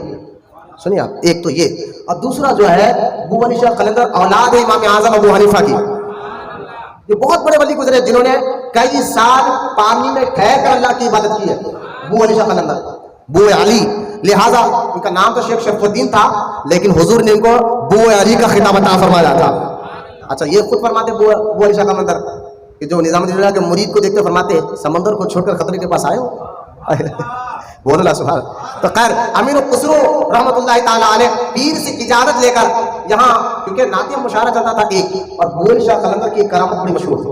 کیا کہ جو بھی آپ کے پاس مغرب کی بات بیٹھتا اور فرماتے تمام لوگ, چاہے مرید ہو چاہے کوئی بھی ہو, ابو علی شاہ قلندر کے تمام لوگوں کو کہتے آنکھیں بند کرو. آنکھیں بند کرتے ان کو حضور کا دیدار نصیب ہو جاتا تھا. یہ ابو علی شاہ قلندر کی کرامت کہ جو خانقاہ میں جو مرید ہو جو غیر مرید ہو بیٹھ کر آنکھ بند کرو, حضور کا دیدار نصیب ہو جاتا.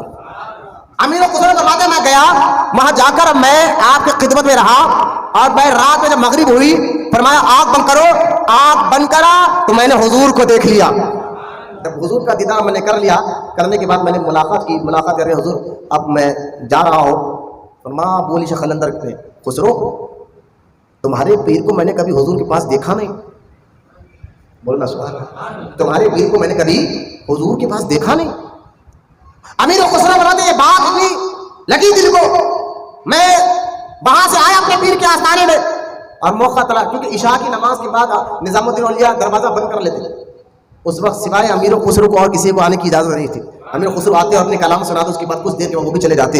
امیر خسرو کو جب موقع ملا اور چہرے پہ اتازگی دیکھی, نظام الدین اولیاء نے فرمایا کہ کیا بات ہے خسرو, جب سے وہاں سے آئے ہو چہرے پہ اداسی ہے, وجہ کیا ہے؟ فرمایا حضور ابو علی شاہ قلندر نے یہ بات کی ہے کہ میں نے حضور کے پاس آپ کو دیکھا نہیں. آپ کے حضور کا آپ کے پیر رہتے کہاں پر ہے؟ تو آپ نظام الدین اولیاء مسکرائے اور مسکرا کر فرمایا خسرو یہ سوال تو تم مجھ سے کہہ رہے ہو, اب جاؤ ابو علی شاہ قلندر کے پاس, جب وہ آنکھ بند کر حضور کا دیدار کرائے یہ سوال تم ڈائریکٹ حضور سے کر لینا.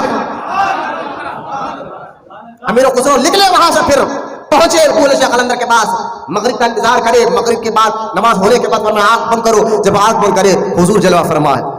اب امیر خسرو نے حضور سے کہا تصور کی دنیا میں سرکار میرے پیر نظام الدین اولیاء کا ہے. نظام الدین اولیاء کا. حضور نے مسکرا کر فرمایا خسرو اس کے اوپر کی منزل پہ جا. جب میں امیر خسرو فرمایا تصور میں اسے اوپر کی دنیا گیا تو میں نے دیکھا وہاں بھی حضور جلوہ فرمائے, وہاں بھی اولیاء اللہ ہے, لیکن اس منزل میں بھی میرے پیر نظر نہیں آئے. میں نے کہا حضور میرے پیر اس منزل میں بھی نظر نہیں آئے, کہاں ہے؟ فرمایا اس کے اوپر جا. میں کہا امیر خسرو نے فرمایا حضور کے کہنے پر میں تیسری منزل پر گیا, وہاں بھی حضور جلوہ فرما ہے, وہاں بھی اولیاء اللہ ہے. تیسری منزل پر بھی پیر نظر نہیں آئے. میں نے حضور سے کہا آقا میرا پیر تو یہاں بھی نظر نہیں آ رہا ہے. فرمایا خسرو اس کے اوپر کی منزل میں چلے جا. میں چوتھی منزل پر گیا, وہاں بھی نظر نہیں آئے. آقا نے فرمایا اوپر جا. پانچویں چھٹویں منزل میں گیا, وہاں بھی پیر نظر نہیں آئے. میں نے حضور سے کہا حضور جس منزل پر جاتا حضور جلوہ فرما ہوتے اور کچھ اولیاء اللہ ہوتے. اب چھٹویں منزل پہ گیا, حضور اب تو میرا پیر یہاں بھی نظر نہیں آتا. فرمایا خسرو اس سے اوپر کی منزل پر چلے جا. جب میں اوپر کی منزل پر گیا وہاں بھی حضور جلوہ فرما ہے, سامنے غوث اعظم ہے, بائیں قریب نواز ہے, سامنے نظام الدین اولیاء جلوہ فرما ہے.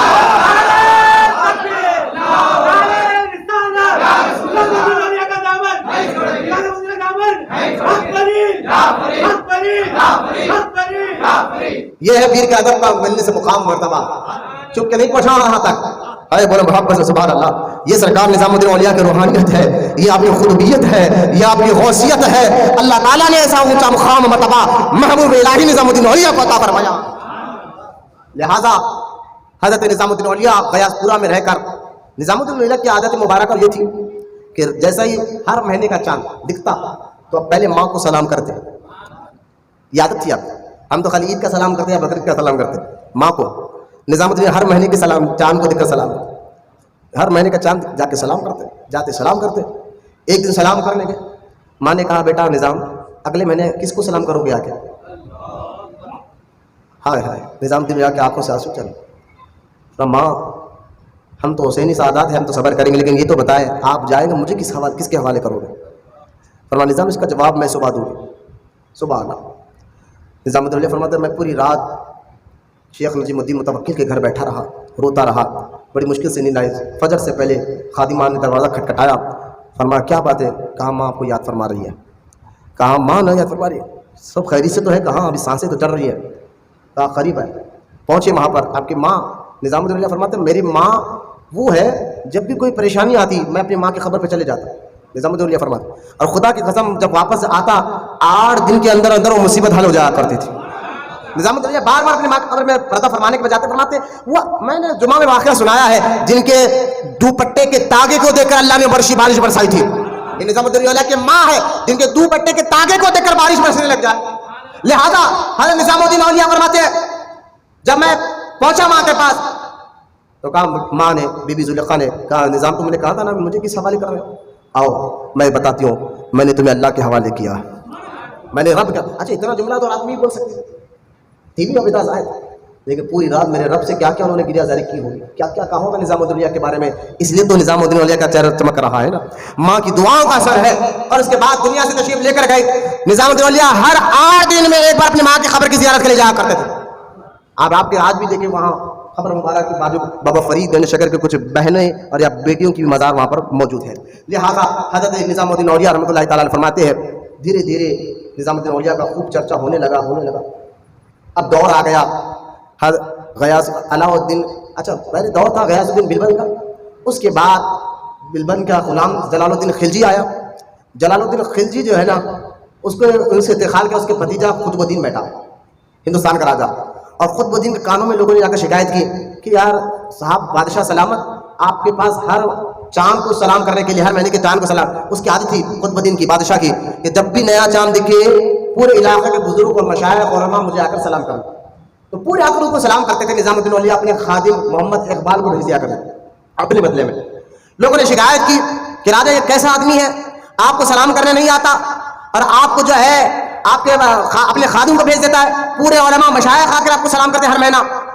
تو قطب الدین نے فرمایا کہ جا کر نظام الدین سے کہہ دو اب کے مہینہ کا جو چاند ہوگا یہ خود آ کر مجھے سلام کرے، اور اگر نہیں کریں گے تو پھر میں کیا کرنا ہوگا دیکھ لیں. اور یہ اللہ سوائے اللہ سے اور کسی سے ڈرتے نہیں. آپ کے مزاج میں نہیں تھا بادشاہوں کے پاس جانا. بادشاہ مطلب جو اچھے بادشاہ ان کے لیے دعا کرتے تھے. لہٰذا حضرت نظام الدین اولیاء رحمۃ اللہ تعالیٰ علیہ کو جب مریدوں نے آ گیا حضور اب کے مہینے آپ کو جانا ہی پڑے گا ورنہ یہ خلیج بادشاہ یہ کر دے گا وہ کر دے گا. ورنہ کچھ ڈرنے کی بات نہیں ہے، میں ابھی اپنی ماں کے پاس جا کر اسے شکایت کرتا ہوں. ماں کی قبر مبارک پر گئے، ماں نے شکایت کی کہ ماں مجھے بادشاہ زبردستی ستا رہا ہے. یہ کہہ کر واپس آئے. تیسرے دن چاند دکھنے سے پہلے کسی نے اس کا قتل کر دیا. بادشاہ کا قتل ہو گیا، چاند دکھا نہیں یہ قتل ہو گیا. آپ فرماتے میرے ماں. اس کے بعد علاء الدین خلجی کا دور آیا. بہت چاہتا تھا نظام الدین اولیاء علاء الدین خلجی بہت چاہتا اتنا چاہتا تھا بار بار کہتا تھا حضور میں ملنے آؤں فرمانا مت آؤ میں تیرے لیے دعا کروں. اور سر نظام الدین فرماتے تجھے یہ حدیث نہیں معلوم، غلاموں سے کہتے تجھے حدیث یہ نہیں معلوم کہ ایک مسلمان کے پیٹ پیچھے دوسرا مسلمان دعا کرے تو وہ دعا اللہ جلدی قبول کرتا ہے. یعنی کہ وہ سامنے ہو تو جلدی قبول نہیں کرتا، اس کے پیٹ پیچھے اس کی دعا کی جائے تو اس کی دعا کو اللہ جلدی قبول فرماتا ہے. میں تو تیرے پیٹ پیچھے تیرے لیے دعا کر رہا ہوں، میرے سامنے آنے کا کیا فائدہ، بلکہ میرے تیرے پیٹ پیچھے میں دعا کر رہا ہوں، تیری دعا اللہ قبول فرمائے گا، میری دعا کو اللہ قبول فرمائے گا نا. بہت کوشش کر لیا، اتنا تڑپتا تھا صرف چہرہ دیکھنے اور ہاتھ ملانے کے لیے. اجازت نہیں تھی. اس کا مطلب یہ نہیں کہ آپ چڑھتے تھے، آپ ڈرتے تھے نا، بلکہ وہ کچھ کام اچھے کرتا تھا. کہا بھائی مخلوق کو تکلیف نہ دو, لوگوں کی خدمت کرو, غریبوں پر انصاف کر, بس ہماری دعائیں تیرے ساتھ رہیں گے, لیکن تجھے آنے کی اجازت نہیں ہے. ایک دن یہی بادشاہ, کیونکہ اسی بادشاہ کے علاؤدین خلجی کے خاص وزیر تھے امیر خسرو. امیر خسرو کو, کیونکہ وہ امیر خسرو کو ایک دن کہنے لگا کہ یار امیر خسرو, کوئی تو ایک ذریعہ بتا دے جب میں تیرے پیر سے ملوں. میرے محل میں بڑے بڑے سپاہی ہے, وزیر ہے, وہ ان کو مرید ہے, میں نے اپنے بیٹوں کو بھی ان کو مرید بنایا ہے, لیکن کیا بات ہے میں ان کا چہرہ نہیں دیکھ سکتا. میں کیا کچھ تو ایک ذریعہ بنا دے, میں صرف ان کا ہاتھ چوم کر قیامت کے دن فخر کرنا چاہتا ہوں کہ یہ وہ ہاتھ ہے جو نظام الدین اولیاء کو چوما تھا, بس مجھے ذریعہ بنا. آپ فرماتے ہیں مرشد کا ایک دن موقع دے کر میں بات کروں گا. جب وہ زیادہ ضد کرنے لگا تو امیر خسرو چاہے ایک دن دیکھا نظام الدین مسکرا رہے ہیں تو فرمایا حضور اجازت دے دیجیے نا, بلانے اجازت دیجیے نا. آپ نے فرمایا کہ نظام ہمارے بڑوں کی عادت نہیں ہے کہ بادشاہوں کو بلائے. اگر بادشاہوں کو ملاقات کر لوں تو پھر میرے خانقاہ میں یہ رواج ہو جائے گا, میرے بعد میرا جانشین بھی بادشاہوں سے ملنے لگ جائے گا. لہٰذا ہم صرف ایک بادشاہ جو سارے کائنات کا ہے اسی کے سامنے ہاتھ پھیلاتے ہیں, اسی کے سامنے سر جھکاتے ہیں. ان بادشاہوں سے ملنا میری مزاج نہیں ہے. حالانکہ شہری اعتبار سے کوئی گناہ نہیں, کوئی غلط نہیں ہے. اگر کوئی شہری اعتبار سے کسی راجا مہاراجا سے کوئی عالم کوئی بزرگ ملنا ہے تو آپ فتویٰ نہ لگائے, جائز ہے, مل سکتا ہے, کیونکہ وہ عالم وہ بزرگ وہ جا کر بادشاہ کو نیکی کی دعوت دے گا, اچھی باتیں بتائے گا, اچھا باتیں سمجھائے گا. لیکن حضرت نظام الدین اولیاء کی مزاج نہیں تھی. آپ نے فرمایا خسرو آج کے بعد تم جو ہے نا میرے سامنے اس بادشاہ کا ذکر نہیں کرنا. اب خسرو بڑے عاشق تھے, اتنے عاشق تھے میرے خسرو, ابھی بتایا آپ کو. ایک دن خود علاؤدین خلجی نے فرمایا کہ خسرو تم اپنے پیر سے کتنی محبت کرتے ہو. بادشاہ نے پوچھا خسرو سے, امیر خسرو سے کتنی محبت کرتے ہو. تو آپ نے فرمایا امیر خسرو حضور کچھ پیمانہ نہیں ہے, کوئی ترازو نہیں ہے جو تول کر بتاتا کہ محبت کتنی ہے. کوئی پیمانہ ہوتا تو بتاتا کتنی محبت ہے, لیکن کچھ پیمانہ بھی نہیں ہے کہ میں آپ کو بتاؤں کیسے کہ کتنی محبت ہے. تو بادشاہ نے کہا لیکن خسرو پھر بھی بھائی آپ نہیں سمجھے, محبت کی ایک بات بتا سنیں. اتنی محبت کرتے تھے کہ ایک دن نظام الدین اولیاء نے کو کس کام سے بھیجا, یہ کام کر آ. یہ کام کر آئے, کچھ دیر ہو گیا. نظام الدین اولیاء نے فرمایا خسرو دیر کیوں ہو گیا آنے میں. کہا حضور میں تو جا رہا تھا کام کرنے میں, لیکن ایک بزرگ کا جنازہ جا رہا تھا, میں نے لاکھوں لوگوں کو اس جنازے میں دیکھا. میں نے لوگوں سے پوچھا یہ کون ہے, فرمایا فلاں بزرگ ہے, اور انہوں نے مرنے سے پہلے کہا تھا جو میرے جنازے کو ہاتھ لگائے گا اللہ اس کی بخشش فرما دے گا, اللہ اس کی بخشش فرما دے گا. یہ اعلان کیا تھا. یہ بات میں حدیثوں سے بھی ثابت کر سکتا ہوں. بعض میتیں وہ ہے جن کے میت میں آنے سے آنے والوں کے گناہوں کو اللہ معاف فرما دیتا ہے. ایسے بزرگوں کی میت ہوتی ہے. فرمایا سنو, امیر خسرو نے کہا حضور وہ جنازہ جا رہا تھا اس لیے مجھے آنے میں دیر ہو گئی. فرمایا اچھا. نظام الدین نے فرمایا اچھا خسرو تم بھی جنازے کو ہاتھ لگانے چلے گئے تھے. امیر خسرو قدموں میں گر گئے. فرمایا حضور اگر میں جنازے کو ہاتھ لگا دیتا تو لوگ عشق کی دنیا میں بدنام ہو جاتا. لوگ کہتے کہ خسرو کو اپنے پیر پر بھروسہ نہیں ہے, خسرو کو اپنے پیر میں بھروسہ نہیں ہے, لہذا میں نے جنازے کا ہاتھ نہیں, بس اپنی قید تک دیر ہو گئی. آقا مجھے تو جنت آپ کے ساتھ جانا ہے, آپ میرے آقا ہیں. بہت محبت کرتے تھے. وہ سید صاحب کا واقعہ, جب ایک سید صاحب نظام الدین اولیاء کے پاس اپنے بیٹیوں کی شادی کے لیے کچھ منگنے آئے تھے, 3 دن تک ٹھہرے رہے, کچھ نہیں ملا. تو نظام الدین اولیاء نے اپنی نالین ان کو دے دی تھی, اور نالین دے کر کہا کہ جاؤ. اور ادھر کلکتہ میں ناتیہ مشاعرے میں امیر خسرو جیت کر سونے کے سکے شرفیہ لے کر آ رہے تھے. ادھر کلکتہ سے وہ دلی آ رہے ہیں, اور یہ غریب آدمی نظام الدین اولیاء کی نالین لے کر اپنی چپلیں لے کر جو ہے خانخواہ سے پھر آ رہا ہے کلکتہ کی طرف. لیکن نظام امیر خسرو نے فرمایا تھا کہ مجھے میرے پیر کی نالین کی خوشبو آ رہی ہے, پیر کے نالین کی خوشبو آ رہی ہے. محبت بتا رہا ہوں, پیر کے نالین کی خوشبو آ رہی ہے. مریدوں نے غلاموں نے کہا حضور ابھی تو دلی 12 کوس دور ہے, پوری 1 رات لگیں گے دلی پہنچنے میں, ابھی سے آپ کو خوشبو آ رہی ہے. فرمایا نہیں مجھے خوشبو آ رہی ہے. یہاں تک کہ جب وہ قریب پہنچے جس صحرائے میں وہ غلام نالین لے کر رات کا وقت گزار رہا تھا, امیر خسرو نے فرمایا اسی صحرائے سے خوشبو آ رہی ہے, اور وہاں سے ان کو اٹھا کر لایا گیا. سارا منظرہ سنا تو امیر خسرو نے اپنے ساری دولت دے کر وہ نالین سر پر اٹھا کر دہلی پہنچے خانقاہ محبوب اولیاء میں. نظام الدین اولیاء نے مسکرا کر فرمایا تھا خسرو ہماری نالین کا سودا سستے میں کر کے آ گیا ہے. بڑی محبت تھی امیر خسرو کو نظام الدین اولیاء سے, بہت محبت کرتے تھے. اتنی محبت آخرکار محبت ہو اگر سچی تو پھر ایسے دن بھی آتے ہیں اپنے ناز برداروں کے وہ خود بھی ناز اٹھاتے ہیں. اس لیے نظام الدین اولیاء نے فرمایا اگر ایک قبر میں 2 مردے رکھنا جائز ہوتا تو میں خسرو کو اپنے ساتھ رکھ لیا کرتا. یہی امیر خسرو ہے جو ایک دن پوچھتے ہیں نظام الدین اولیاء سے حضور محبت میں پریشانی کیوں ہوتی ہے. آپ کا بھی سوال ہوگا ایسا، ہم محبت کرتے اللہ سے، رسول سے، پیر سے، پھر پریشان کیوں ہے؟ مصیبت کیوں آتی ہے؟ امیر خسرو پوچھ رہے ہیں، کس سے؟ محبوب الہی سے پوچھ رہے ہیں، نظام الدین اولیاء سے پوچھ رہے ہیں کہ حضور ہم اللہ سے، رسول سے، بزرگوں سے محبت کرتے، پیر سے محبت کرتے، پھر پریشان کیوں ہوتے ہیں؟ مصیبتیں کیوں آتی ہے؟ پریشانیاں کیوں آتی ہے؟ عاشق کو تو پریشانی آنا نہیں چاہیے۔ محبوب الہی نے مسکرا کر فرمایا کہ دیکھو نظام خسرو، اصل میں یہ مصیبت عاشقوں کو آتی اس لیے ہے کہ پتہ چل جائے کہ عاشق محبت کرنے والا کمینہ ہے یا واقعی عاشق رسول ہے۔ بولو محبت سے سبحان اللہ۔ کمینہ آدمی، کیونکہ کمینوں میں اور عاشقوں میں فرق کرنے کے لیے مصیبت دی جاتی ہے۔ عشق سچا ہے یا چپ ڈپلیکیٹ پام لے ہوئے جائے، ڈپلیکیٹ پام کر رہا ہے۔ محبت ہو اگر سچی تو پھر ایسے دل آتا ہے۔ اس لیے خسرو سے بڑی محبت، امیر خسرو بڑی محبت کرتے تھے نا۔ بادشاہ نے پوچھا میں نے دیکھا تم بہت محبت کرتے کتنی ہو، کہا کچھ پیمانہ نہیں ہے، میں پتا تھا، لیکن پھر بھی علاؤدین خلجی کہتا ہے خسرو پھر بھی میں چاہتا ہوں کہ تم بتاؤ کہ تم اپنے پیر سے محبت کتنی کرتے ہو، ذرا بتاؤ۔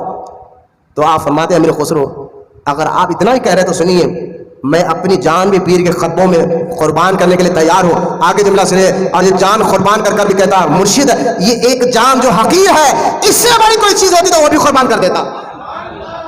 جان قربان کر کر بھی اپنے آپ کو حقیر کہہ رہے ہیں یہ امیر خسرو، جنہوں نے یہ کہا تھا چھاپ تلک سب چھین لی مجھ سے اکھیاں ملائی کے، چھاپ تلک سب چھین لی مجھ سے اکھیاں ملائی کے۔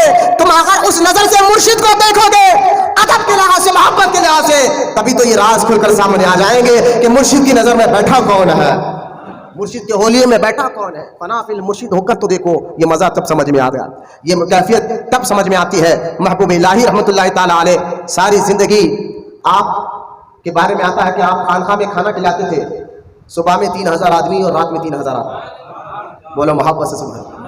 اور آپ کے خانقاہ کے جو خادم تھے مولانا محمد اقبال، ان کو ذمہ داری تھی کہ خزانہ میں جتنی بھی دولت آتی، یہاں تک کہ آپ اس کو سارا کا سارا اللہ کی راہ میں قربان کر دیتے۔ ایک خلجی آدمی تھا، خلیج کا رہنے والا، یعنی راجہ علاؤدین خلجی کے خاندان سے تھا، خلیج کا رہنے والا تھا، اور راجہ علاؤدین خلجی کا خاص آدمی تھا، بہت پیسے والا تھا، راجہ کا خاص پیسے والا تھا۔ وہ کچھ سونے کے دینار اور سکے لے کر محبوب الہی کے پاس آیا، فرمایا حضور یہ لے لیجئے۔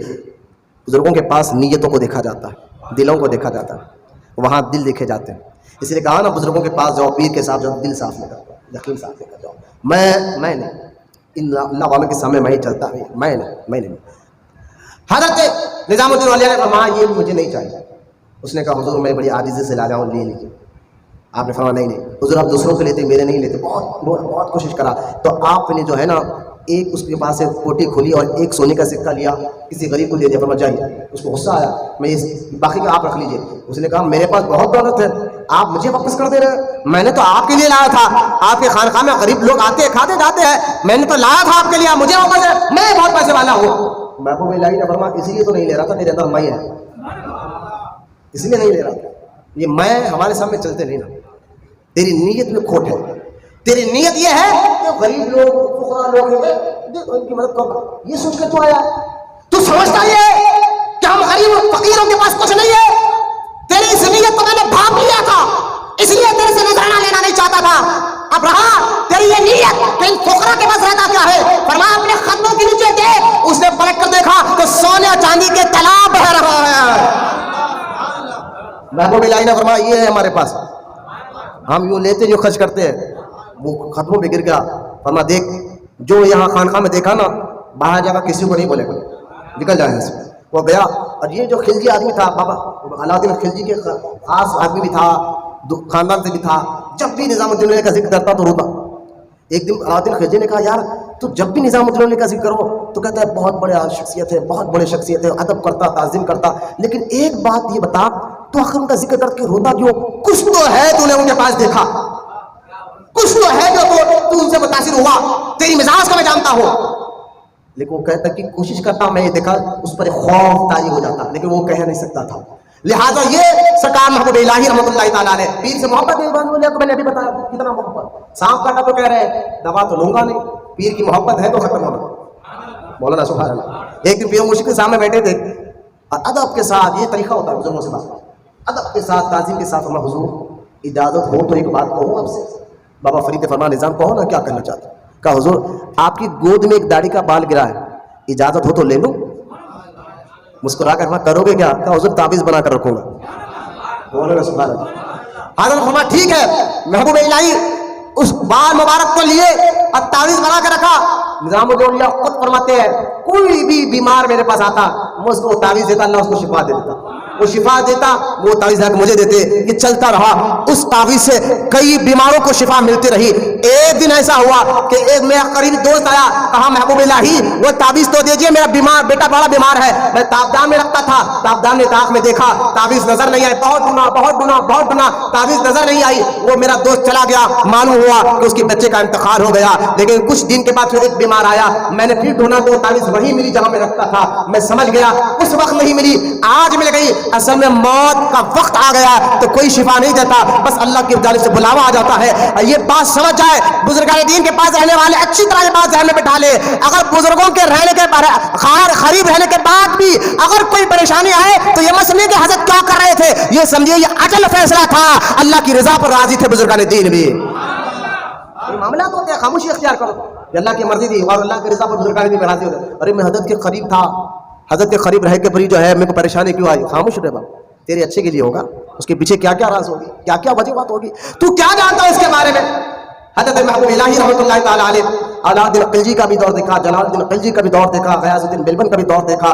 کسی راجہ کو اپنے پاس آنے کی اجازت آپ نے نہیں دی. اور آپ کا کام کیا تھا اپنی خانقاہ میں, آپ کی خانقاہ میں جب آپ نے مریدوں کو خلفاء کو ایسی تربیت دی, 1400 خلفاء کو حیدرآباد دکن کی طرف بھیجا تھا.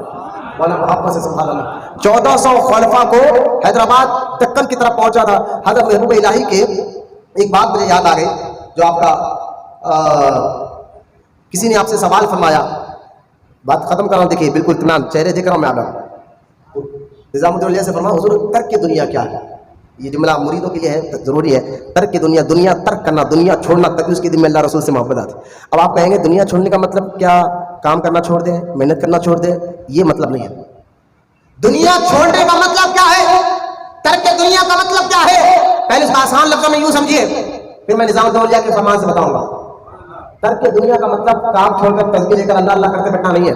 ایک بندہ مسجد میں نماز پڑھ رہا ہو اور اس کی نیت یہ ہو کہ میرا دوست دیکھ رہا میں نماز پڑھ لوں, پڑوسی دیکھ رہا کہ میں نماز پڑھ لوں, میرا باپ دیکھ رہا کہ میں نماز پڑھ لوں, میرا دوست دیکھ رہا کہ میں نماز پڑھ لوں. نماز اللہ کے لیے نہیں پڑھنا, دوستوں کو دکھانے کے لیے پڑھنا, تو مسجد میں رہ کر بھی دنیا دار ہے. وہ مسجد میں رہ کر بھی دنیا دار ہے.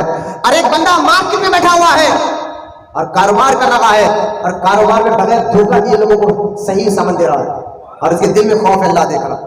میں کاروبار کسی کو دھوکہ دوں گا, دھوکے میں ڈپلیکیٹ سامان بیچوں گا تو لوگ تو سمجھیں گے اوریجنل ہے, اللہ کو کہہ رہا دوں گا, لہٰذا اوریجنل سامان بیچ رہا ہے, خوف ہے خدا دل میں رکھا ہے, مارکیٹ میں بیٹھا ہوا, لیکن وہ دنیا دار نہیں, وہ اللہ والا ہے. تو جہاں اللہ کی یاد سے آپ غافل ہیں, سمجھو آپ دنیا دار. دنیا میں رہ کر محنت کما رہے ہو اللہ کے لیے, حلال روٹی کما رہے ہو, یہ آپ کی عبادت ہے. تو خیر ترک دنیا مریدوں کے لیے آپ نے کیا سمجھایا. حضرت نظام الدین اولیاء سے بڑی حضور ترک دنیا کیا ہے. نظام الدین اولیاء نے فرمایا میرے ایک دوست تھے, اب دیکھیں میرے ساتھ فرمایا, میرے ایک دوست تھے, وہ فرماتے میں ایک بزرگ کے پاس گیا جو کئی دن سے فاقے تھے, بھوکے رہنے کی وجہ سے ان کا پیٹ کچھ دبلے کانٹے ہو چکے تھے. تو ان کی حالت کو دیکھ کر مجھے رحم آیا. میں نے جو ہے نا, میں نے کچھ ایک سونے کا سکہ لے کر کہا حضور یہ نذرانہ لے لیجئے. تو اس بزرگ نے فرمایا کہ سنو, میں ابھی جنگل سے جنگلی پھل کھا کر آ رہا ہوں, اب میرا پیٹ بھر چکا ہے, آج کی فکر مجھے نہیں ہے, اب کل مجھے اللہ رضا دے گا, لہٰذا یہ سونے کا سکہ کسی ضرورت مند کو دے دو. نظام الدین اولیاء فرماتے دیکھو یہ ان کا صبر تھا نا, یہ صبر اور رزق ملنے پر قناعت کرنا, یعنی جو اللہ دے اس پر راضی رہنا, اس کو قناعت کہتے ہیں. جو دے اس پر راضی رہنا, اس کو قناعت ہے. نہ ملے تو صبر کرنا, مل جائے تو جتنا دے اس پر راضی رہنا. فرماتے نظام الدین اسی کو ترک دنیا کہتے ہیں. جب مل جائے تو راضی رہے, جتنا ملے اللہ کا شکر ادا کرو, اور نہ ملے تو صبر کرو, اسی کو ترک دنیا کہتے ہیں. نظام الدین اولیاء رحمۃ اللہ تعالیٰ علیہ کے بہت سے فرمان. آپ کی عمر مبارک 89 سال ہو.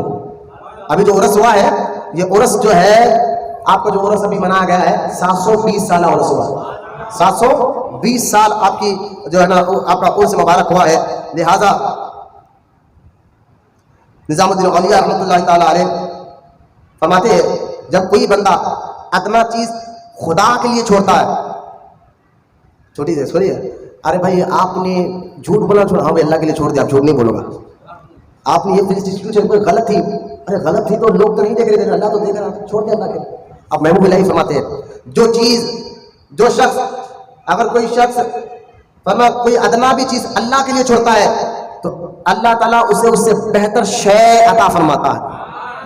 اور آپ دیکھیے پھر فرماتے نظام الدین جو شخص کسی شیخ یا عالم دین کی بے عزتی کرتا ہے وہ دنیا اور آخرت میں منافق اور لعنتی ہو جاتا ہے. کسی شیخ یا عالم دین کی بے عزتی کرنے والا دنیا میں بھی لعنتی ہوتا ہے، آخرت میں بھی لعنتی ہوتا ہے.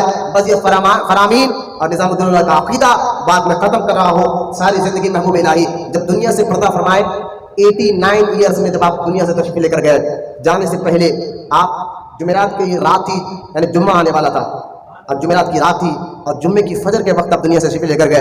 اور جب آپ تشریف لے کر گئے حضرت نظام الدین محبوب الہی رحمۃ اللہ تعالیٰ علیہ انتقال کچھ وقت پہلے اپنے مرید محمد اقبال کو بلایا اور کہا کہ تم نے جو جو میرے خانقاہ میں تھا سب اللہ کے لیے، سب کچھ اللہ کے لیے دے دیا. فرما حضور جتنا راشن تھا 70 ٹن دن اور رات میں محبوب الہی کے خانقاہ میں نمک خرچہ ہوتا تھا.